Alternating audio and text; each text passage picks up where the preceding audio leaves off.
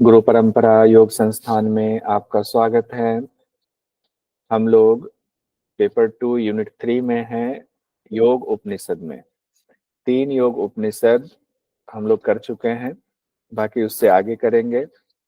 आज हम लोग चौथा योग उपनिषद पढ़ेंगे यूजीसी नेट सिलेबस के मुताबिक, जो है त्रिशिखी ब्राह्मण उपनिषद। त्रिशिखी नाम के ब्राह्मण थे, उन्होंने आदित्य भगवान से, भगवान सूर्य से जो सवाल किए और उसका जो जवाब मिला वही त्रिशिखी ब्राह्मण उपनिषद में लिखा हुआ है। त्रिशिखी ब्राह्मण उपनिषद शुक्ल यजुर्वेद से जुड़ा हुआ है। त्रिशिखी नाम के ब्राह्मण पर है और भगवान सूर्य के बीच में संवाद है। इसमें ब्रह्म प्राप्ति के लिए अष्टांग योग का प्रतिपादन किया गया है, तो ये ध्यान रखिएगा, त्रिशिखी ब्राह्मण उपनिषद में अष्टांग योग है। साथ ही 10 यम 10 नियम की भी चर्चा है। त्रिशिखी ब्राह्मण उपनिषद में 18 मर्म स्थान है और 17 आसन भी बताए गए हैं। देखिए किस तरह से ये एआई जनरेट तस्वीर है, इनके सामने सूर्य भगवान हैं और यहाँ त्रिशिखी ब्राह्मण बैठे हुए हैं उनकी उपासना में। पहला जो मंत्र है त्रिशिखी ब्राह्मण उपनिषद का, उसी में कहा गया है, त्रिशिखी ब्राह्मण आदित्य लोकम जगाम तम गत्तोवाच भगवन कीम देह कीम प्राण कीम कारणम कीम आत्मा। यानी कि एक बार त्रिशिखी नाम के ब्राह्मण आदित्य लोक चले गए और भगवान आदित्य से बोले, हे भगवान, बोले मतलब सवाल पूछे, कीम देहम, ये शरीर क्या है, ये देह क्या है, किम प्राणम, ये प्राण क्या है, किम कारणम, इनका कारण क्या है, किम आत्मा, और यह आत्मा क्या है। तो यहाँ 4 सवाल उन्होंने पहले ही मंत्र में पूछा है। उसके बाद 5वां सवाल भी पूछा हुआ जिसमें है ये अखिल ब्रह्मांड क्या है। तो 4 सवाल में देखिए सीक्वेंस भी हो सकता है आपसे पूछ ले, तो सीक्वेंस कैसे याद करेंगे। तो सबसे पहले शरीर की बात की गई, पंच महाभूत की बात की गई है, और ये शरीर किससे चलता है, प्राण से चलता है। तो उसके बाद सूक्ष्म प्राण की बात की गई है और फिर उसका कारण क्या है, कारण शरीर की बात की गई। तो इसको बस याद रखने के लिए निमोनिक में ऐसे कर सकते हैं, पहले स्थूल शरीर की बात की गई है, फिर उससे सूक्ष्म प्राण है, प्राण की बात की गई है, फिर कारण शरीर के, इन सब का कारण क्या है उससे, बस ये निमोनिक के तौर पर। फिर ये प्रकृति की बात हो गई, शरीर प्राण और कारण। तो उसके बाद आत्मा की बात आती है कि आत्मा क्या है। जब आत्मा की भी बात आ गई तब अखिल ब्रह्मांड क्या है। तो इस तरह से 5 सवाल का सीक्वेंस आपको याद होना चाहिए। 5वां सवाल इन्होंने अगले मंत्र में पूछा है, मेरे ख्याल से, एक सेकंड रुकिए, चौथे मंत्र में पूछा है 5वां सवाल। हाँ, चौथे मंत्र में 5वां सवाल पूछा है कि वह अखिल विश्व क्या है। यहाँ से क्वेश्चन कैसे आया हुआ वो भी देखेंगे। पहले भगवान आदित्य क्या जवाब देते हैं, यानी सूर्य भगवान, वो देख लेते हैं। भगवान सूर्य कहते हैं कि हे ब्राह्मण, यह सभी कुछ शिव स्वरूप ही है, ऐसा जानो। वो शिव ही नित्य है, शुद्ध है, निरंजन है, विभु है, अद्वय है और आनंद स्वरूप है।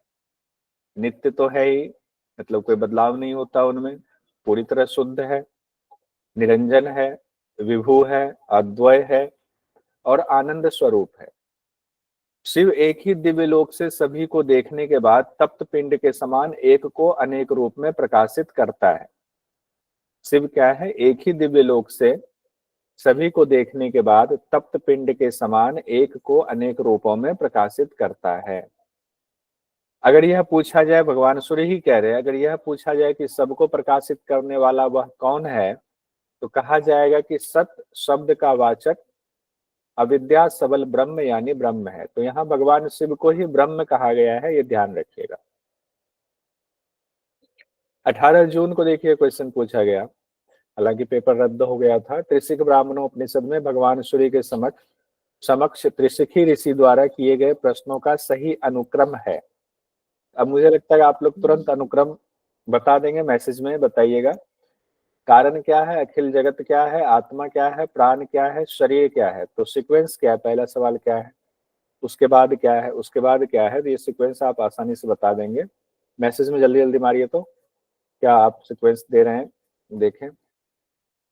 भूमि जी कह रही है चौथा EDACB। EDACB, okay. Savita ji, Manita ji, चौथा सब बढ़िया। सरिता जी, सविता बाबरे जी, बढ़िया। ठीक है, तो ये है। एक बता दीजिए, कोई माइक खोल करके, पल्लवी जी बता दीजिए, जो लिखा हुआ वो बता दीजिए। हरिओम सर। हरिओम। पहला उनका ये था कि ये शरीर क्या है, फिर शरीर ये प्राण क्या है, कारण क्या है, अखिल आत्मा क्या है, और लास्ट में अखिल जगत क्या है। अखिल जगत क्या, बहुत सुंदर। मुझे उम्मीद है कि अभी जिस तरह से हम लोगों ने पढ़ा सब लोगों को याद हो गया होगा। अखिल ब्रह्मांड वाला जो सवाल है वो चौथे मंत्र में है। उसके बाद फिर तीसरे मंत्र में सृष्टि की रचना का क्रम बताया गया है कि ब्रह्म से अव्यक्त, अव्यक्त से महद तत्व आया, महद से अहंकार आया, अहंकार से पांच तन्मात्रा आया, पंच तन्मात्रा से पंच महाभूत आया, और पंच महाभूत के द्वारा ही पूरे विश्व का प्रादुर्भाव हुआ है। एक तरह से सांख्य दर्शन वाला ही है, बस यहाँ पर एक इंद्रियों की बात नहीं की गई है।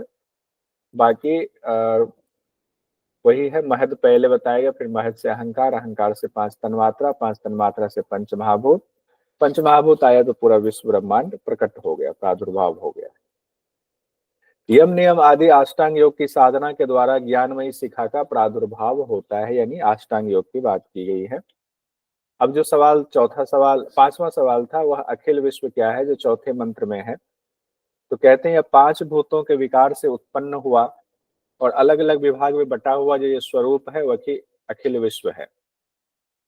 अब सवाल फिर से है कि भूतों के विकार से एक ही पिंड के विभाग किस तरह से होते हैं। कहा गया अलग अलग भूतों के कार्य और कारण से, सबके हर जितने भूत हैं उसके कार्य अलग हैं, उसके कारण अलग हैं, तो उसमें भेद होने से स्थान भेद, विषय, देवता, कोष आदि के आधार पर विभाग कहे गए हैं। अब पंच महाभूतों का भेद क्रम बताया गया है। जो पंच महाभूतों में बताया गया ना कि भेद अलग अलग है, तो क्या है देखिए। आकाश के पांच भेद बताए गए। हो सकता है कि यहाँ से क्वेश्चन आ जाए, बन जाए। आकाश के पांच भेद हैं अंतःकरण, मन, बुद्धि, चित्त एवं अहंकार। अंतःकरण, मन, बुद्धि, चित्त एवं अहंकार को आकाश के पांच भेद बताया गया है। वायु के पांच भेद हैं समान, उदान, व्यान, अपान, प्राण। वायु के पांच भेद हैं समान, उदान, व्यान, अपान, प्राण। अग्नि से प्रकट स्रोत, त्वचा, चक्षु, जिह्वा, घ्राणेन्द्रिय। अग्नि से प्रकट है स्रोत, त्वचा, चक्षु, जिह्वा, घ्राणेन्द्रिय, यानी पांच ज्ञानेन्द्रिय की बात की गई है। जल तत्व से जो प्रादुर्भाव बताया गया है भेद क्रम में, शब्द, स्पर्श, रूप, रस, गंध। और पृथ्वी से प्रादुर्भाव पांच कर्मेंद्रियों का बताया गया है, वाणी, हाथ, पैर, गुदा और उपस्थ। तो आकाश में मन, बुद्धि, अहंकार, चित्त, अंतःकरण वाला सारा दे दिया है। वायु वाले में तो पांच वायु जो मुख्य पांच प्राण है उसकी चर्चा हो गई है। अग्नि वाले में पांच ज्ञानेन्द्रिय है। जल वाले में जो तन्मात्रा कही गई है, पांचों तन्मात्रा है। और पृथ्वी वाले में पांच कर्मेंद्रिय है। ये कहीं आपको ये ध्यान करना पड़ेगा, तो हो जाएगा, कोई बड़ी बात नहीं है याद करना। उसके बाद कार्य की बात आई है, तो पांच महाभूत और उसके कार्य क्या है उसकी भी चर्चा इसमें की गई है। किसमें? त्रिशिखी ब्राह्मण उपनिषद हम लोग पढ़ रहे हैं इसमें।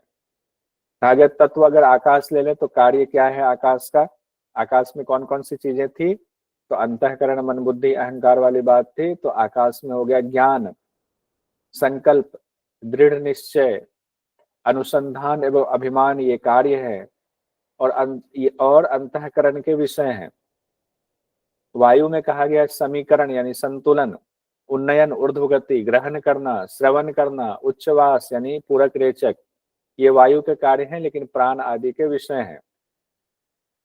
अग्नि के बारे में कहा गया है शब्द, स्पर्श, रूप, रस, गंध, ये अग्नि तत्व के कार्य हैं और ज्ञानेंद्रियों के विषय हैं। ये जल तत्व के आश्रित होते हैं, अग्नि वाले में कहा गया है।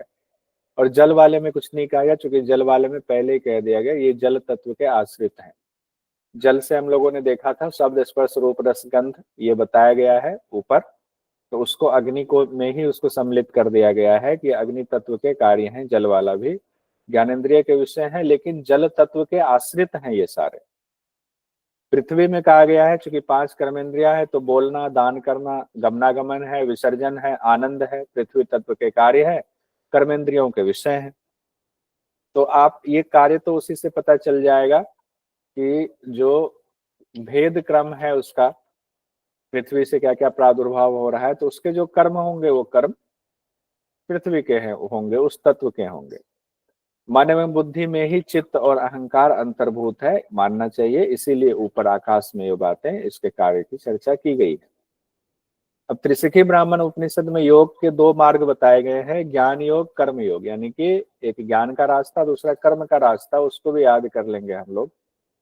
कहते हैं अष्टांग योग के द्वारा ज्ञानमय शिखा का प्रादुर्भाव होता है, यानी अष्टांग योग तो है ही, तो अष्टांग योग से क्या होता है, तो ज्ञानमयी शिखा का प्रादुर्भाव होता है, ज्ञान योग की प्राप्ति होती है। तो योग के दो मार्ग हैं, ज्ञान योग, कर्म योग। हम लोग देखते हैं, कर्म योग को देख लेते हैं। कर्मयोग के बारे में कहा गया है, बहुत सिंपल है, याद अभी हो जाएगा। कर्म मतलब जैसे आपको हमें कर्म करना है, तो हमारा क्या कर्म है, तो हमारा जो कर्तव्य है। अगर आप एक स्टूडेंट है तो आपका अलग कर्तव्य होगा, अगर आप माता पिता हैं, गृहस्थ में आ गए, आपके बच्चे हैं, तो माता पिता वाला कर्तव्य होगा, आपके भी माता पिता हैं, उनके प्रति कर्तव्य होगा।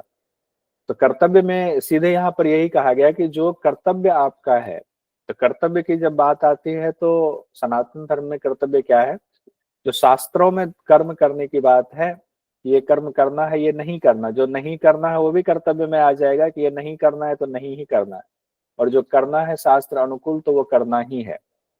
तो जो कर्तव्य कर्म है उसमें निरंतर मन को लगाए रखना ही कर्मयोग है। मन के उस निरंतर बंधन को कर्मयोग कहते हैं। वह मन को निरंतर अच्छे उद्देश्य में बांध कर रखता है, अगर आप शास्त्र अनुकूल कर्म करेंगे तो। और ज्ञान योग क्या हुआ, कर्मयोग तो हम समझ गए, कर्तव्य कर्म है। तो ज्ञान योग के बारे में कहा गया है, चित्त का सर्वथा आत्मिक उत्थान में नियोजित किए रहना ज्ञान योग है। यानी कि आत्मा के बारे में, आत्मा में ध्यान लगाए रखना कि आत्मा कैसे जो है हम आत्मज्ञानी बने, या कैसे जो है हम आत्मा का दर्शन कर लें। उस आत्मा के दर्शन के लिए जितनी कोशिश हो सकती है उस कोशिश में लगे रहना ज्ञान योग है। और ज्ञान योग को सब सिद्ध करने वाला मंगलमय समझना चाहिए। इस प्रकार जो दोनों लक्षणों से युक्त योग का सेवन करता है उसी को मुक्ति मिलती है। उसका फल के बारे में कहा गया है, वह शीघ्र मोक्ष रूपी परम श्रेय को प्राप्त कर लेता है। शरीर एवं इंद्रिय के प्रति सभी तरह से वैराग्य की भावना यम कहलाती है, ऐसा विद्वान कहते हैं। अब एक साथ फल देख लेते हैं। ज्ञान योग से श्रेष्ठ एवं कल्याणकारी सिद्धियां प्राप्त होती है, वह शीघ्र मोक्ष रूपी परम श्रेय को प्राप्त कर लेता है।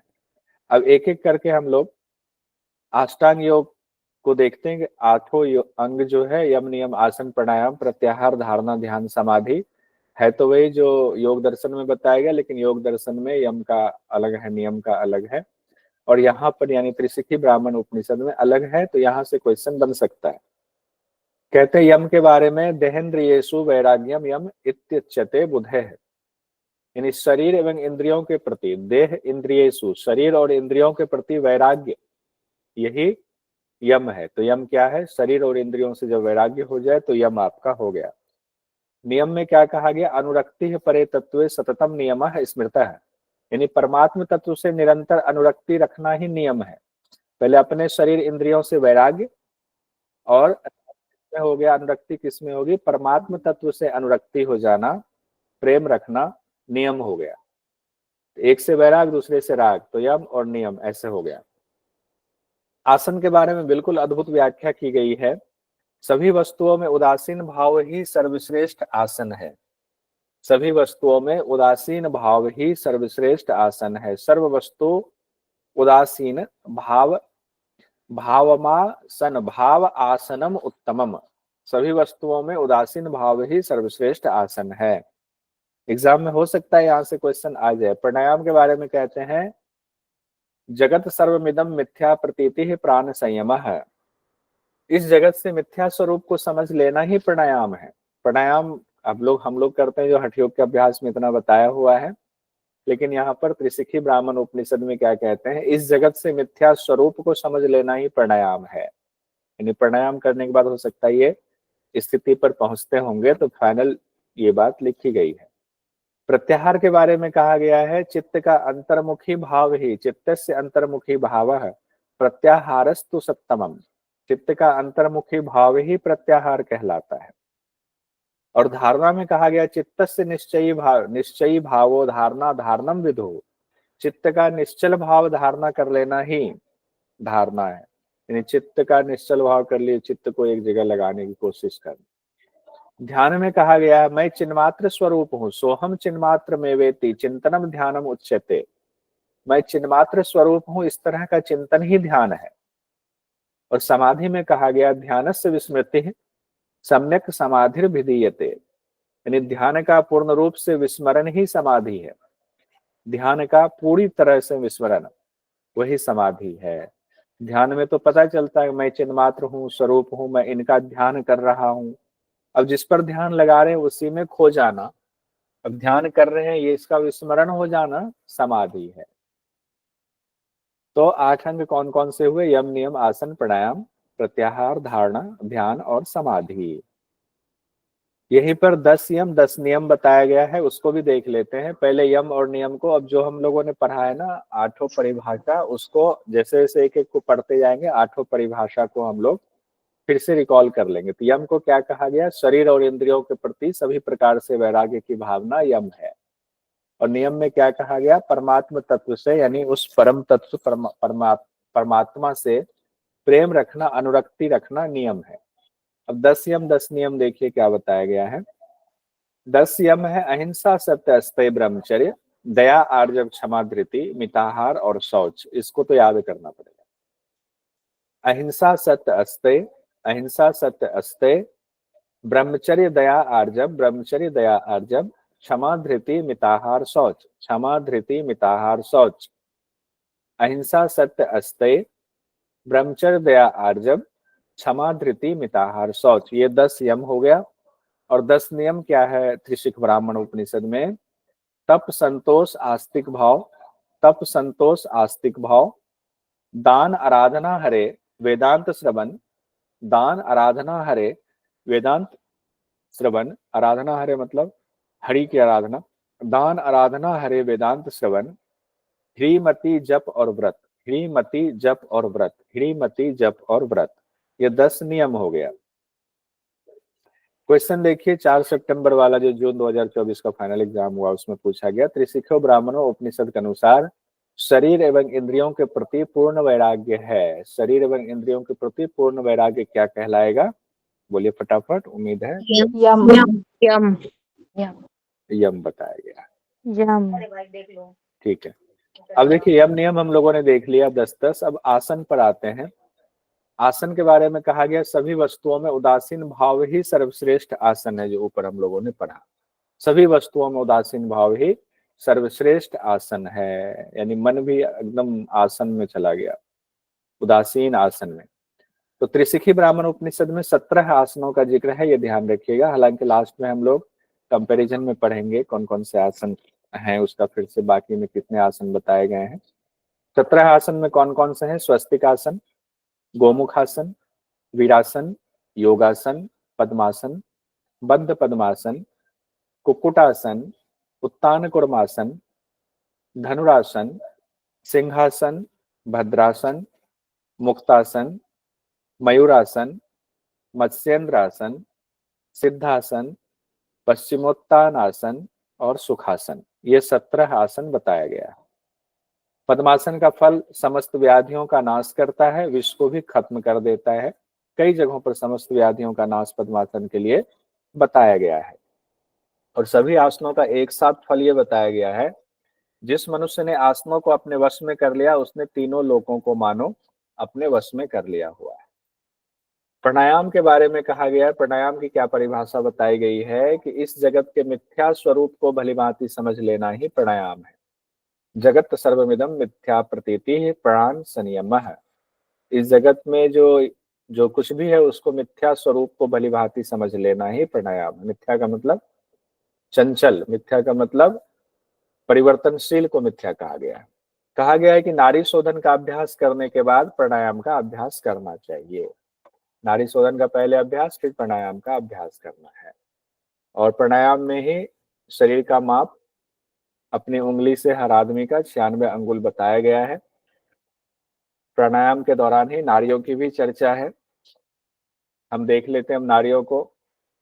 सुषुम्ना नारी, वैष्णवी ब्रह्म नारी, इड़ा नारी, पिंगला नारी, गांधारी, हस्तजिह्वा, पूषा, यशस्विनी, अलम्बुसा, कौशिकी। ये जो 10 नारी आपने देखा, इसमें से 2 नारी ऐसी है जिसकी चर्चा आप पहले नहीं पढ़े होंगे। वैष्णवी ब्रह्म नारी और दूसरी नारी है कौशिकी नारी। ये 2 अलग नारी है, बाकी तो मिलता जुलता ही है। सुषुम्ना की बात, कंध के बीच में सुषुम्ना नारी प्रतिष्ठित है, सीधी ऊपर की तरफ गई है। ये तो हर जगह कहा गया, सुषुम्ना नारी एक नारी ऊपर मूर्धा की तरफ जाती है। वैष्णवी ब्रह्म नारी के बारे में जो कि इंपॉर्टेंट है, ब्रह्म रंध्र तक गमन करने वाली वैष्णवी ब्रह्म नारी है, मोक्ष प्रदान करने वाली होती है वैष्णवी ब्रह्म नारी। तो इसको अलग से जरूर लिख लीजिएगा क्योंकि ये अलग है। इरा नारी बाई नासिका, पिंगला नारी दाई नासिका। गांधारी को यहाँ बाई आंख कहा गया, हस्तजिह्वा दाई आंख। गांधारी बाई आंख, हस्तजिह्वा दाई आंख। पूषा को कहा गया गुदामूल से निकलकर दाएं कान तक जाती है, यशस्विनी बाएं कान। पूषा और यशस्विनी दाएं कान बाएं कान।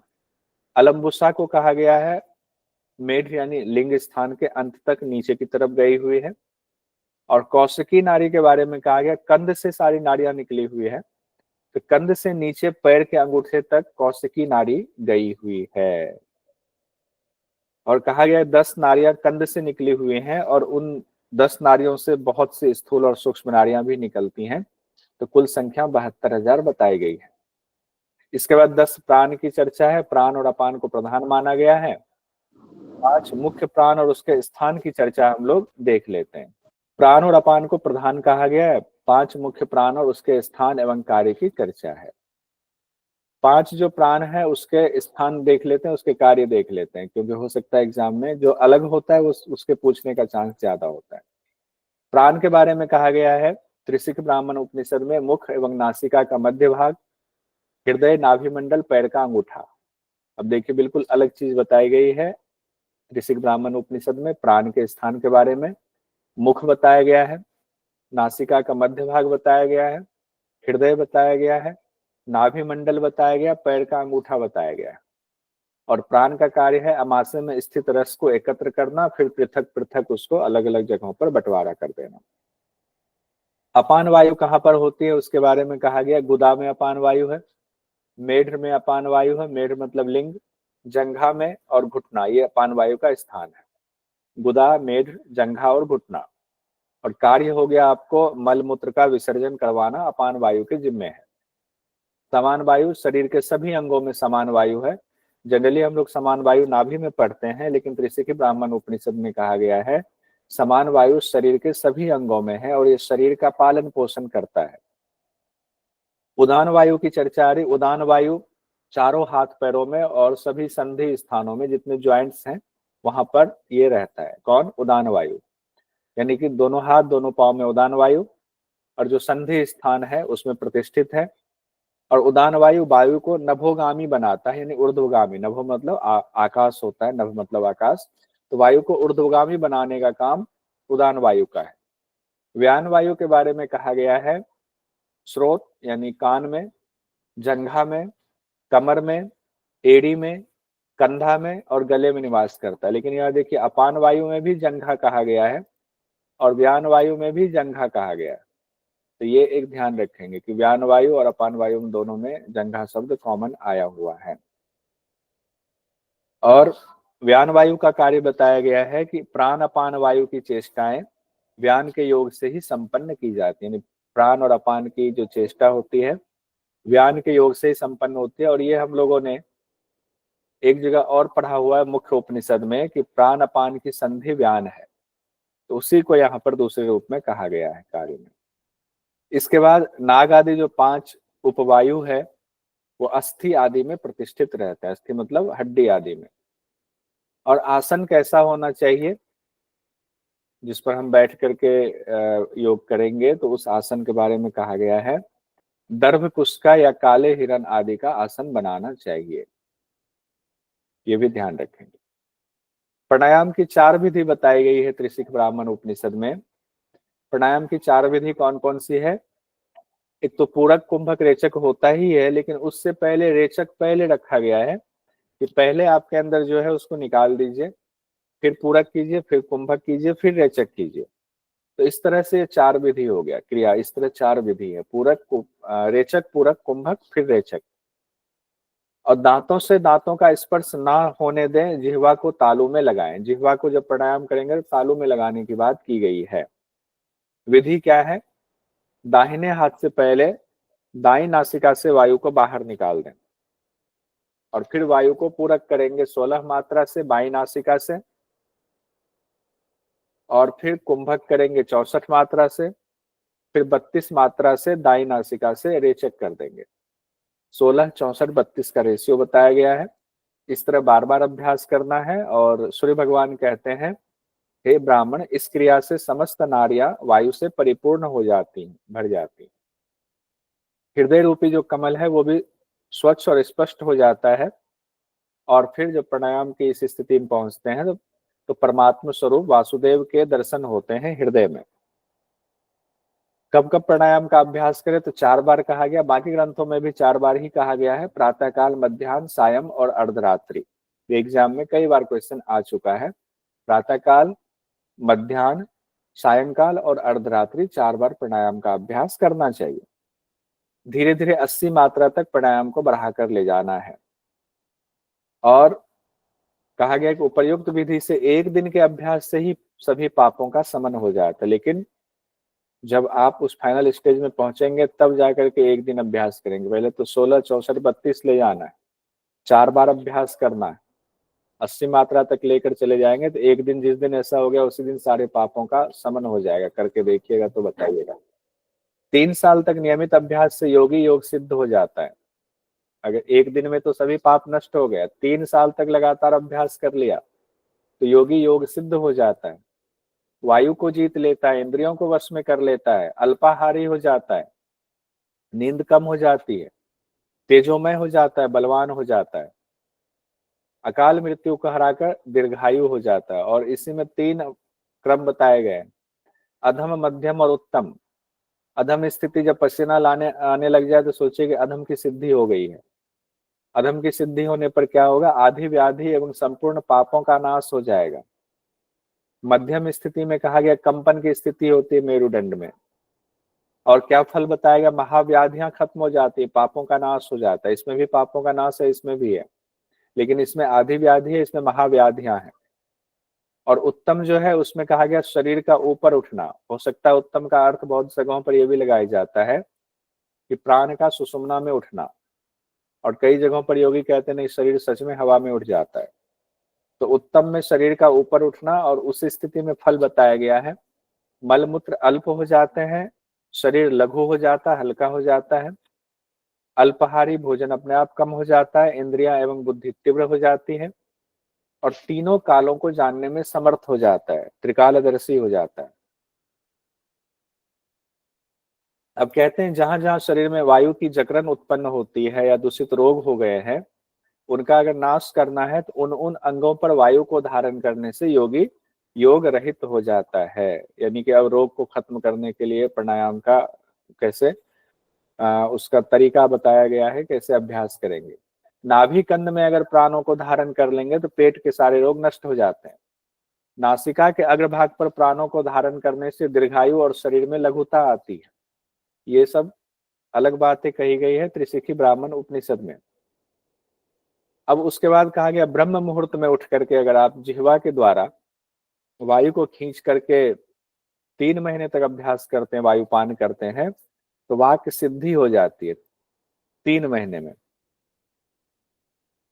और 6 महीने में महारोग से मुक्ति मिल जाती है। उसके बाद त्रिशिखी ब्राह्मण को सूर्य भगवान कहते हैं, मन की धारणा से प्राण की धारणा उत्पन्न होने लगती है। मन स्थिर करने के लिए प्राण धारणा अनिवार्य है। मन को स्थिर करना है तो प्राणायाम बहुत जरूरी है। 5वां है हमारा प्रत्याहार। प्रत्याहार में कहा गया चित्त का अंतर्मुखी भाव ही प्रत्याहार है। चित्तस्य अंतर्मुखी भाव प्रत्याहारस्तु सत्तम। साथ ही ये भी कहा गया कि परमात्मा की चेतना शरीर के 18 मर्म स्थानों में धारण रहती है। तो एग्जाम में आ सकता है 18 मर्म स्थल की चर्चा किस योग उपनिषद में है? तो त्रिशिखी ब्राह्मण उपनिषद में 18 मर्म स्थल की चर्चा है। और मर्म स्थलों से कहा गया चेतना को एक स्थल से दूसरे स्थल की ओर खींचना ही प्रत्याहार, यानी प्रत्याहार में ये भी परिभाषा दी गई है कि मर्म स्थलों से चेतना को एक स्थल से दूसरे स्थल की ओर खींचना प्रत्याहार है। फिर धारणा में आते हैं, चित्तस्य निश्चली भावो धारणा धारणम विदुः। चित्त का निश्चल भाव धारण कर लेने की स्थिति को धारणा कहते हैं। यम आदि के द्वारा मन को स्थिर करना भी धारणा है। तो दो बातें की गई है धारणा के बारे में। चित्त का निश्चल भाव धारण कर लेने की स्थिति धारणा है, यम आदि के द्वारा मन को स्थिर करना भी धारणा है। धारणा करने से क्या होता है, मनुष्य इस संसार सागर को पार करने में सफल हो जाता है। और उसके बाद फिर पंच धारणा की चर्चा की गई। यहाँ से क्वेश्चन आता है, पंच धारणा किसका होता है? पांच जो महाभूत हैं उसकी पंच धारणा होती है, ये ध्यान रखिएगा। जहां भी पंच धारणा की चर्चा आती है, जो पांचों महाभूत हैं आकाश, वायु, अग्नि, जल और पृथ्वी, उसकी धारणा की बात आती है। और त्रिशिखी ब्राह्मण उपनिषद में पृथ्वी तत्व का अंश जो है उसका भाग बताया गया, कहां से कहां तक पृथ्वी तत्व का हम अंश माने। तो कहा गया पृथ्वी तत्व आपके पैरों से लेकर घुटने तक का भाग पृथ्वी तत्व का अंश है। पीला रंग से युक्त है, चार कोण वाला है और इस पर 5 घटी यानी 2 घंटे तक धारणा करनी चाहिए। तो इसमें जो मेन एग्जाम की दृष्टि से है, पृथ्वी तत्व का स्थान त्रिशिख ब्राह्मणों उपनिषद के अनुसार कहां तक है? पैरों से लेकर के घुटने तक का भाग है। अब घुटने से लेकर के कमर तक का भाग जल तत्व का अंश बताया गया है, ये याद रखना आपने। घुटनों से कमर तक का भाग जल तत्व का अंश है।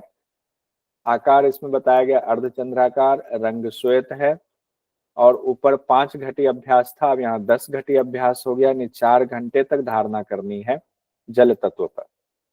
और अग्नि तत्व उसके बाद आता है तीसरे नंबर पर। अग्नि तत्व का है, कमर तक हम पहुंच गए, कमर से लेकर के कटी प्रदेश तक शरीर, माफी चाहूंगा, कमर से कटी प्रदेश के मध्य भाग तक, कटी का मतलब ही कमर होता है, कटी से लेकर के शरीर के मध्य भाग तक अग्नि का स्थान होता है, यानी नाभि तक, शरीर के मध्य भाग तक।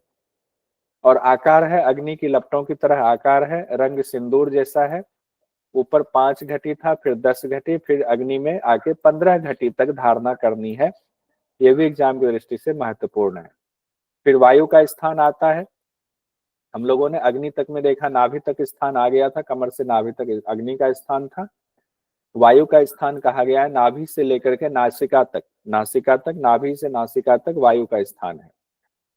आकार कहा गया वेदी के सदृश, रंग है धूम की तरह और इसमें 5 घटी और बढ़ा दिया है, 20 घटी तक धारणा करनी है, यानी 8 घंटे तक वायु स्थान पर धारणा करनी है। उसके बाद जो अंतिम है आकाश तत्व, आकाश तत्व का स्थान बताया गया, नासिका तक आप पहुंच गए, नासिका से लेकर ब्रह्मरंध्र तक बताया गया है। आकाश तत्व का स्थान नीला रंग बताया गया है। कितनी घटी तक ध्यान करना है ये स्पष्ट नहीं है। अब हम लोग धारणा हमने देख लिया, पांचों धारणा देख लिया, स्थान इंपॉर्टेंट था वो देख लिया। ध्यान पर आते हैं। ध्यान में कहा गया है कि मैं चिन्मात्र स्वरूप हूं, इस प्रकार का चिंतन ही ध्यान कहलाता है। विधि बताया गया ध्यान का कि हृदय कमल के मध्य में स्थित चैतन्यमय ज्योति स्वरूप, यानी हृदय चक्र जो है उसके मध्य में एक ज्योति स्वरूप देखेंगे जो कि तुर्यातीत है, आनंदमयी है, चिन्मय है, प्रकाशवान है, विभु रूप है। और ये किनके जो है गुण बताए जा रहे हैं? परब्रह्म के। तो परब्रह्म को दीपक की तरह मणि के प्रकाश रूप में ध्यान करने से योगी मुक्ति को प्राप्त होता है, यानी हृदय में उस परब्रह्म का ध्यान करना है। अष्टांग योग का 8वां जो है वो है समाधि। समाधि में कहा गया ध्यान का पूर्ण रूप से विस्मृत हो जाना, ध्यानस्य विस्मृति है सम्यक समाधिर विधीयते। ध्यान का पूर्ण रूप से जब विस्मरण हो जाता है तो वही समाधि है, यानी कि जीवात्मा परमात्मा से मिलना, दोनों का यथार्थ ज्ञान हो जाने से मैं ब्रह्म हूं, इस स्थिति तक पहुंचना समाधि है। इस समाधि की स्थिति में अगर आप पहुंच गए तो सभी वृत्तियों का नाश हो जाता है और योगी परमात्मा को प्राप्त कर लेता है, फिर दोबारा उसका जन्म नहीं होता है, कैवल्य की प्राप्ति हो जाती है। योग तत्व, अब हम आएंगे योग तत्व उपनिषद। 5वां जो योग उपनिषद हमारा योग तत्व उपनिषद है, उम्मीद है आप लोग पढ़कर आए होंगे तो आपको आसानी हो रही होगी समझने में। रिवीजन हो रहा है हमारा। योग तत्व उपनिषद में कहा गया है, कृष्ण यजुर्वेद से जुड़ा हुआ है, और योग तत्व उपनिषद में भगवान विष्णु और ब्रह्मा भगवान के बीच में संवाद है, गूढ़ तत्वों की चर्चा है, और भगवान विष्णु को महायोगी कहा गया है योग तत्व उपनिषद में। 4 प्रकार के योग का वर्णन किया गया है, मंत्र योग, लय योग, हठ योग, राजयोग। कितने मंत्र है इसमें योग तत्व उपनिषद में? 142 सर। 142 कितना? 142 सर। 142 142 142 मंत्रों की संख्या है योग तत्व उपनिषद में 142। इसको देखते हैं आगे।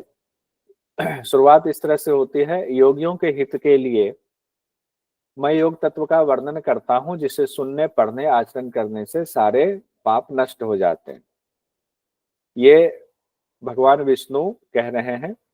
उसके बाद ब्रह्मा भगवान विष्णु भगवान से की आराधना करके उनसे सवाल पूछते हैं, हे जगन्नाथ, कृपया आप मुझे अष्टांग युक्त योग का उपदेश दें। तो इसमें ये चतुरंग योग तो बताया ही गया है, मंत्र योग, लय योग, हठ योग, राजयोग। सीधे सीधे देखिए क्वेश्चन में भी है, अष्टांग युक्त योग का उपदेश कीजिए। अष्टांग युक्त योग का उपदेश बताया गया। यह सुनकर भगवान ने कहा कि मैं उस तत्व का वर्णन करता हूं, तुम ध्यान से सुनो। भगवान मतलब महायोगी विष्णु की बात कर रहे हैं, और वो कह रहे हैं कि ये सभी जीव सुख दुख के माया रूपी जाल से आबद्ध है। इस जाल को काटकर मुक्ति दिलाने वाला रास्ता ही मृत्यु तारक मार्ग है। जो हम फंसे हुए हैं उससे जो मुक्ति दिला दे वही मुक्ति तारक मार्ग है। और भगवान विष्णु कहते हैं कि वैसे तो अलग अलग शास्त्रों में अलग अलग ज्ञान दिया गया है, उसमें पढ़ करके अलग अलग मतों में पढ़ करके ज्ञानियों की बुद्धि भी मोहग्रस्त हो जाती है। जिस पद का वर्णन देव नहीं कर सकते, उस स्वप्रकाशित आत्मा के रूप का वर्णन भला शास्त्रों में कैसे किया जा सकता है। इसीलिए शास्त्रों में जो बातें कही गई है वो अधूरी है, बिना गुरु के ज्ञान नहीं होगा। अब सवाल यह है कि नित्य अज्ञान स्वरूप आत्मजीव भाव को कैसे प्राप्त हो गया। यानी हमारे अंदर आत्मा है, हम कहते हैं आत्मा निर्विकार है, आत्मा में तीनों ही गुण नहीं है, त्रिगुणातीत है, तो फिर वो जीव भाव को कैसे प्राप्त हो गया, कैसे इस शरीर में पहुंच गया, कैसे फंस गया इस प्रकृति के अंतर्गत। तो भगवान विष्णु कहते हैं सबसे पहले उस परमात्म तत्व में जल के समान स्फुरन हुआ। जल में जैसे थोड़ी सी हलचल होती है, इसमें उस परमात्मा में, ब्रह्म में, उसमें अहंकार की उत्पत्ति हो गई। अहंकार की उत्पत्ति होने से तब पंच महाभूत रूप धातु से युक्त गुणात्मक पिंड उत्पन्न हो गया। गुणात्मक पिंड भी उत्पन्न हो गया, चलिए यहां तक भी मान लेते हैं। उस विशुद्ध परमात्मा ने सुख दुख से युक्त होकर जीव की भावना कर दी। अब यहीं से गड़बड़ हो गया। जो विशुद्ध परमात्मा थे उन्होंने सुख दुख से युक्त होकर जीव की भावना कर दी, इस उसे ही जीव नाम दिया गया है, इसीलिए जीवात्मा हो गए वो। तो अब दोष दूर कैसे होंगे ये वाले? कहते हैं ज्ञान और योग दोनों का ही अभ्यास करना चाहिए, तभी दूर होगा। क्यों? क्योंकि योग विहीन ज्ञान मोक्ष देने वाला नहीं हो सकता है। जिस ज्ञान में योग नहीं है उससे मोक्ष नहीं मिलेगा। अज्ञान रहित योग से भी मोक्ष प्राप्त नहीं हो सकता। जिस योग में ज्ञान नहीं है उससे भी मोक्ष की प्राप्ति नहीं होगी। अब सवाल है कि ज्ञान क्या है, योग क्या है? तो इसको देखते हैं। ज्ञान के बारे में कहा गया है, भगवान विष्णु कहते हैं जिसके द्वारा अपने स्वरूप का ज्ञान हो, आपके स्वरूप का, कैवल्य पद का, परम पद निष्कल निर्मल सच्चिदानंद स्वरूप का, उत्पत्ति स्थिति किन्हीं का माइक खुला हुआ है, संहार और स्फुरन का ज्ञान हो, वही वास्तविक ज्ञान है। और योग क्या है? कहते हैं हे ब्रह्मा विष्णु भगवान, व्यवहार की दृष्टि से योग के अनेक भेद बताए गए हैं। तो मंत्र योग, लय योग, हठ योग, राजयोग ये योग है। और योग की भी 4 अवस्था है। इसके अभ्यास के दौरान भी 4 अवस्थाएं आएंगी, आरंभावस्था, घटावस्था, परिचय अवस्था और निष्पत्ति अवस्था। ये 4 अवस्थाएं आएंगी। अब एक एक करके हम लोग देखते हैं चारों को। मंत्र योग, लय योग क्या है? मंत्र योग, योग तत्व उपनिषद कहते हैं जो मातृका आदि से युक्त मंत्र का 12 साल तक निरंतर जाप करता है वह क्रम से अनिमा आदि ज्ञान प्राप्त कर लेता है। मंत्र योग में यह बात कही गई है। लेकिन साथ में यह भी कहा गया है कि मंत्र योग का सहारा अल्प बुद्धि वाले साधक ही लेते हैं, वो अधम कोटि के साधक कहलाते हैं। पहले तो कितने साल तक, 12 साल तक निरंतर अभ्यास। कौन सा मातृका आदि से युक्त मंत्र का अभ्यास बताया गया? एग्जाम की दृष्टि से इसको याद रखेंगे। मंत्र योग के बाद चर्चा आती है लय योग में। लय योग में कहा गया परमात्मा में चित्त का लीन हो जाना ही लय योग कहलाता है। लय में मतलब लय हो जाना। परमात्मा में जब आपका चित्त पूरी तरह से लय हो जाता है तो लय योग हो गया। करोड़ों प्रकार के लय योग का वर्णन किया गया है और कहा गया चलते रुकते शयन करते भोजन करते हर वक्त कलारहित परमात्मा का निरंतर चिंतन करते रहना चाहिए। अब ये क्वेश्चन देखिए, यूजीसी नेट जेआरएफ अक्टूबर 2022 का क्वेश्चन है। योग तत्व उपनिषद के अनुसार इंद्रियों का लय ही लय योग है, चित्त का लय ही लय योग है। चलते बैठते रुकते शयन करते भोजन करते ईश्वर का ध्यान करें। लय एक प्रकार का कहा गया है, लय करोड़ों प्रकार का कहा गया है। इसमें से 3 सही है, ये बता दीजिए। बी सी ई। बी सी ई। बी चित्त का लय ही लय योग है और चलते फिरते, ठीक है। बी सी और ई लय करोड़ों प्रकार का कहा गया। बी सी और ई योग तत्व उपनिषद हम लोग पढ़ रहे हैं, उसमें सही आंसर है बी सी और ई, यानी कि पहला ऑप्शन, ठीक है। आगे बढ़ते हैं। हठयोग के बारे में कहा गया अष्टांग योग को ही हठयोग कहा गया। चतुरंग योग है उसमें जो हठयोग है, हठयोग के दौरान अष्टांग योग की चर्चा की गई है। और अष्टांग योग में क्या है? यम नियम आसन प्राणायाम प्रत्याहार धारणा ध्यान और समाधि। लेकिन धारणा ध्यान समाधि में देखिए भ्रिकुटी मध्य में श्री हरि का ध्यान कहा गया है। ध्यान में ये शब्द आया हुआ है ध्यानम भ्रु मध्य हरिम। ध्यान में क्या है? भ्रिकुटी मध्य में श्री हरि का ध्यान। और समाधि समावस्था को अष्टांग योग कहते हैं। समाधि ही समतावस्था साष्टांगो योग उच्यते। तो है वही, बस एक बार इसको ध्यान रखिएगा। इसलिए परीक्षा की दृष्टि से कि जो थोड़ा अलग होता है ना, वो पूछने के उसके चांसेस होते हैं। उसके बाद मुद्रा की चर्चा है। महामुद्रा महाबंध महावेदस्य खेचरी जालंधरो उद्यानस्य मूलबंधस तथस्तैव च दीर्घ प्राण संधानम सिद्धांत श्रवणम परम वज्रोले च अमरोले च सहजोले त्रिधा मता। देख लेते हैं, पहले एक क्वेश्चन देख लेते हैं। योग तत्व उपनिषद के श्लोकानुसार सही क्रम बताएं। अच्छा, इसीलिए यहाँ पर आया उसके, ठीक बात। महाबंध खेचरी मुद्रा दीर्घ प्रणव संधान सहजोली जालंधर बंध। एक बार फिर से देखिए, महामुद्रा महाबंधो महावेदस्य खेचरी, महामुद्रा महाबंध महावेदस्य खेचरी जालंधरो उद्यान बंधस्य मूल बंधस्त खैव च दीर्घ प्रणव संधानम सिद्धांत श्रवणम परम। अब देखिए यहाँ पर क्या है, बताइए। Second option. ऑप्शन तो अभी नीचे हमने दिया ही नहीं, तो सेकंड ऑप्शन कहाँ से आ गया? पहले सीक्वेंस बताइए, ऐसे ऑप्शन तो बाद में देख लेंगे। पहले महाबंध आएगा, फिर खेचरी मुद्रा आएगी, फिर जालंधर बंध, सहजोली, सॉरी दीर्घ प्रणव संधान और सहजोली, लास्ट में डी आएगा। ठीक है, तो आप ये कह रहे हैं कि पहले आएगा ए, फिर बी महाबंध खेचरी मुद्रा, फिर आएगा जालंधर बंध, ई, फिर दीर्घ प्रणव संधान, फिर सहजोली। तो A B E C D, A B E C D, A B E C D, A B E C D. Second. बढ़िया। अब देखिए इस तरह से सीक्वेंस भी पूछ दिया जाता है। अब 8 अंगों को एक एक करके जानते हैं। यम के बारे में क्या कहा गया है? अब देखिए यहाँ भी यम के बारे में अलग बात की गई है। यम के बारे में कहा गया सूक्ष्म एवं हल्का आहार ग्रहण करना ही एकमात्र यम है। लघ्वाहारो यमेश्वेको मुख्या भवति नेतरः। सूक्ष्म एवं हल्का आहार ही ग्रहण करना एकमात्र यम है। और नियम के बारे में कहा गया है अहिंसा ही एकमात्र प्रधान नियम है। बिल्कुल डिफरेंट कहा गया। तो इसको कंपैरिजन करके कहीं लिखिएगा। ऊपर जो हम लोगों ने त्रिशति ब्राह्मणों उपनिषद पढ़ा उससे ये अलग है। आसन के बारे में कहा गया है सिद्धासन पद्मासन सिंहासन भद्रासन। ये 4 प्रमुख आसन हैं। निमोनिक कैसे हम लोगों ने कहा था, सिप शिव, ये 4 आसन बताए गए हैं। उसके बाद प्राणायाम है। प्राणायाम के दौरान स्थान की चर्चा है कि छोटे द्वार हो, जो कुटिया हो, बिना छिद्र वाली कुटिया हो, कुटिया को गोबर से लेप कर स्वच्छ करे, खटमल मच्छर मकड़ी आदि जीवों से रहित करे, धूप गूगल जैसे सुगंधित धूनी से सुवासित करे, कुटिया का स्थान ना ऊंची हो ना नीची हो।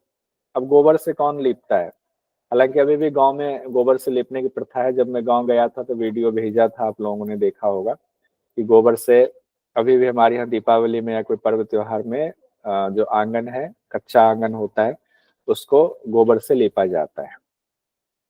और फिर वहां पर वस्त्र मृग चर्म या कुश के आसन पर पद्मासन लगाए। वस्त्र मृग चर्म या कुश का आसन, शरीर को सीधा रखें, इष्ट देव को प्रणाम करें। गीता के 6ठे अध्याय का 11वां में आसन की चर्चा है। श्लोक के अनुसार क्रम क्या है? कपड़ा मृगछाल कुश, लेकिन व्यवहार में युक्ति संगत नहीं, इसलिए कुश मृगछाल वस्त्र सही क्रम है। ये व्याख्या में दिया गया है, ये नोट कर लेते हैं। एग्जाम में जो व्याख्या वाला है वही पूछा जाता है, कुश मृगछाल वस्त्र वाला। ठीक है, यहाँ क्लियर हो गया? अच्छा किया पूछ दिया। फिर क्या करना है? 16, 64 और 32 मात्रा से प्राणायाम का अभ्यास करना है। एक मात्रा का मतलब क्या होता है वो बताया गया है यहाँ पर योग तत्व उपनिषद में। एक मात्रा का अर्थ है ना तो अत्यंत गति से ना धीमी गति से, वरन सहज गति से जानू के प्रदक्षिणा करे। जानू मतलब घुटने की प्रदक्षिणा करके एक चुटकी बजाएंगे, इतने समय को एक मात्रा माना जाना चाहिए या माना जाता है। कितनी बार कुंभक करना है? तो वही है 4 बार, प्रातः, मध्याह्न, सायंकाल, अर्धरात्रि। 80 कुंभक तक अभ्यास को ले जाना है। और 3 महीने तक अभ्यास करने से नारी शोधन का कई लक्षण दिखने लगते हैं। जैसे योग सिद्धि के प्रारंभिक लक्षण है। नारी शुद्धि होने पर शरीर में कौन कौन से चिन्ह दिखते हैं? कहते हैं जायन्ते योगिनो देहे तानि वक्षाम्य शेषतः शरीर लघुता दीप्तिर जठराग्नि विवर्धनम कृशत्वम च शरीरस्य तदा जायेत निश्चितम योग विघ्न कराहारम वर्जयेद योग वित्तम। यानी कि शरीर में लघुता आती है, जठराग्नि तीव्र होती है, शरीर कृश हो जाता है। ऐसे समय में योग में बाधा पहुंचाने वाले आहार का त्याग कर देना चाहिए। अब देखिए, नवंबर 2021 में क्वेश्चन पूछा गया, योग तत्व उपनिषद के अनुसार योग सिद्धि के प्रारंभिक लक्षण कहे गए हैं। शरीर में लघुता, अकृस्वत्व, स्थूलता, जठराग्नि विवर्धनम, जठराग्नि मंदनम। तो 2 ही आएगा, शरीर में लघुता पहला, जठराग्नि विवर्धनम पहला और चौथा। First and fourth.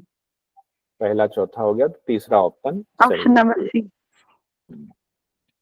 बढ़िया। अच्छा ध्यान रखिएगा, एक आप लोग एक टेबल बना लीजिएगा।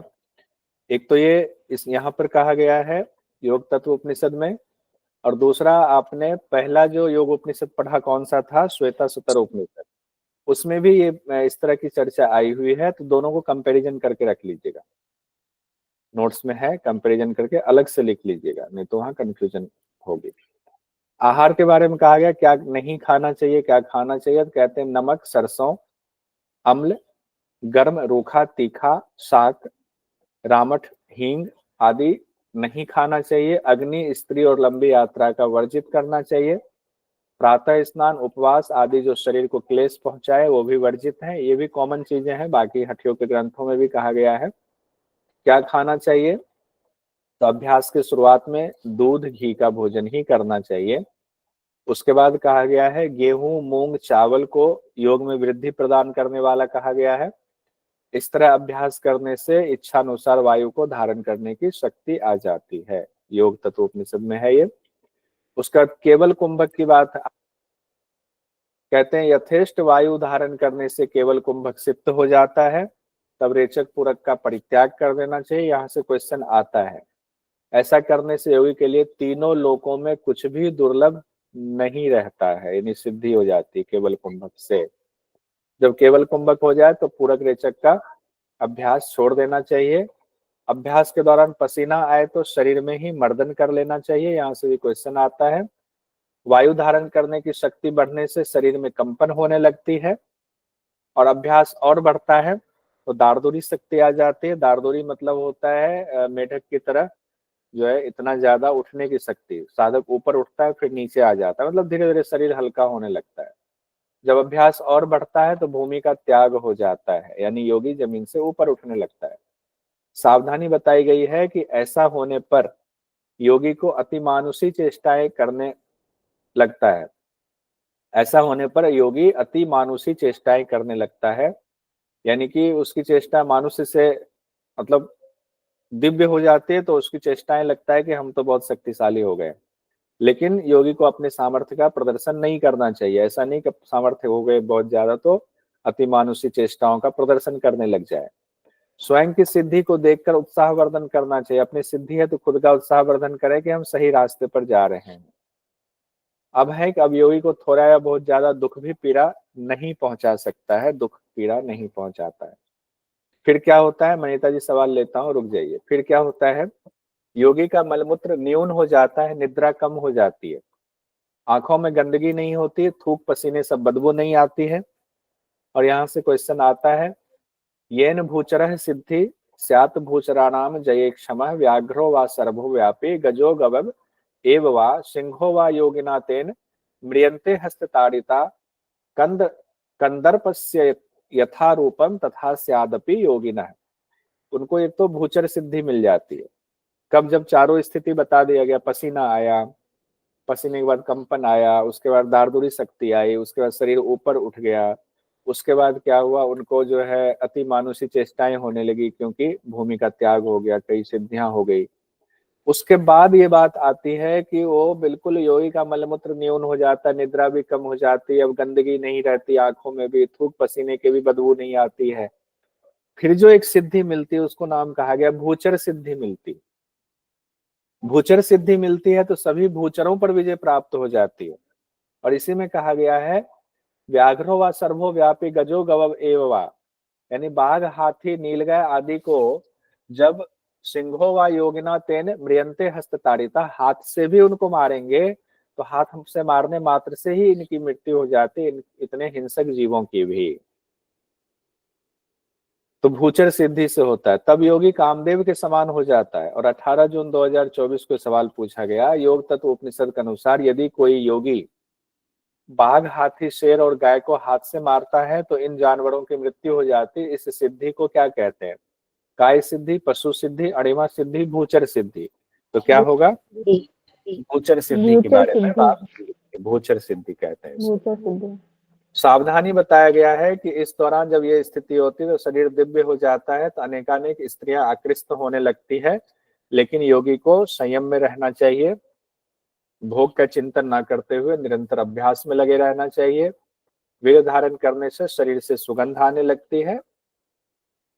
अब आगे ओंकार का जाप, इसमें प्लुत मात्रा की बात आई है जो एग्जाम में पूछा जाता है। प्लुत मात्रा कहते ततो रहस्योपाविष्ट प्रणव प्रणवम प्लुत मात्राया जपेत पूर्व अर्जितानाम तु पापानाम नाश हेतवे सर्व विघ्न हरो मंत्र प्रणव सर्वदोषः एवं अभ्यास योगेन सिद्धिर आरंभ संभवा।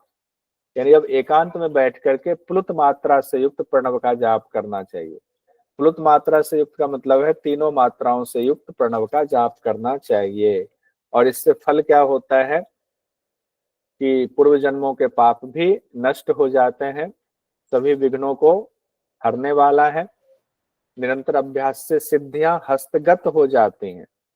सिद्धिर आरंभ संभवा, सिद्धियां हस्तगत होने लगती हैं। प्राणायाम की सिद्धि के बाद का अभ्यास बताया गया है। यहाँ से भी क्वेश्चन आता है कि पूर्व में जितना अभ्यास करने का विधान है अब उसका चतुर्थांश ही करेंगे। दिन या रात में से सिर्फ एक याम ही अभ्यास करना है। पहले 4 बार करते थे, अब 1 बार, चतुर्थांश भाग ही करना है।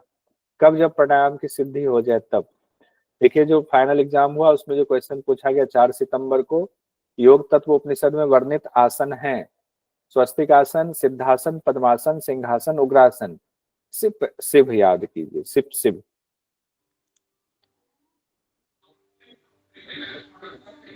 सिद्धासन, पद्मासन, सिंहासन, BCD दूसरा वाला होगा। एक क्वेश्चन और है जो 4 सितंबर को ही पूछा गया। योग तत्व उपनिषद के अनुसार प्लुत मात्रा से युक्त प्रणव का जाप करने से क्या होता है? अभी हम लोगों ने पढ़ा पूर्व जन्मों के पाप का विनाश होता है, और क्या पढ़ा? जठराग्नि तीव्र होती है, हस्तगत हो जाती है। सिद्धियां हस्तगत होती है। पूर्व जन्मों के पाप का विनाश होता है, सिद्धियां हस्तगत होती हैं, कपाल शुद्धि, जठराग्नि तीव्र, मेढक की तरह चेष्टा, ये तीनों नहीं है। तो ए और बी है इसमें सही आंसर, ए और बी, ए और बी, तीसरा वाला आंसर सही है। अब जून 2019 में यहाँ से पूछा गया, योग तत्व उपनिषद में नाड़ी शोधन के लिए प्राणायाम के अभ्यास हेतु निर्देश है। प्रतिदिन 4 बार, प्रतिदिन 3 बार, 3 मास तक, 4 मास तक, सही विकल्प चुनिए। प्रतिदिन 4 बार तो है ही पहला वाला, उसके बाद कितने मास तक है?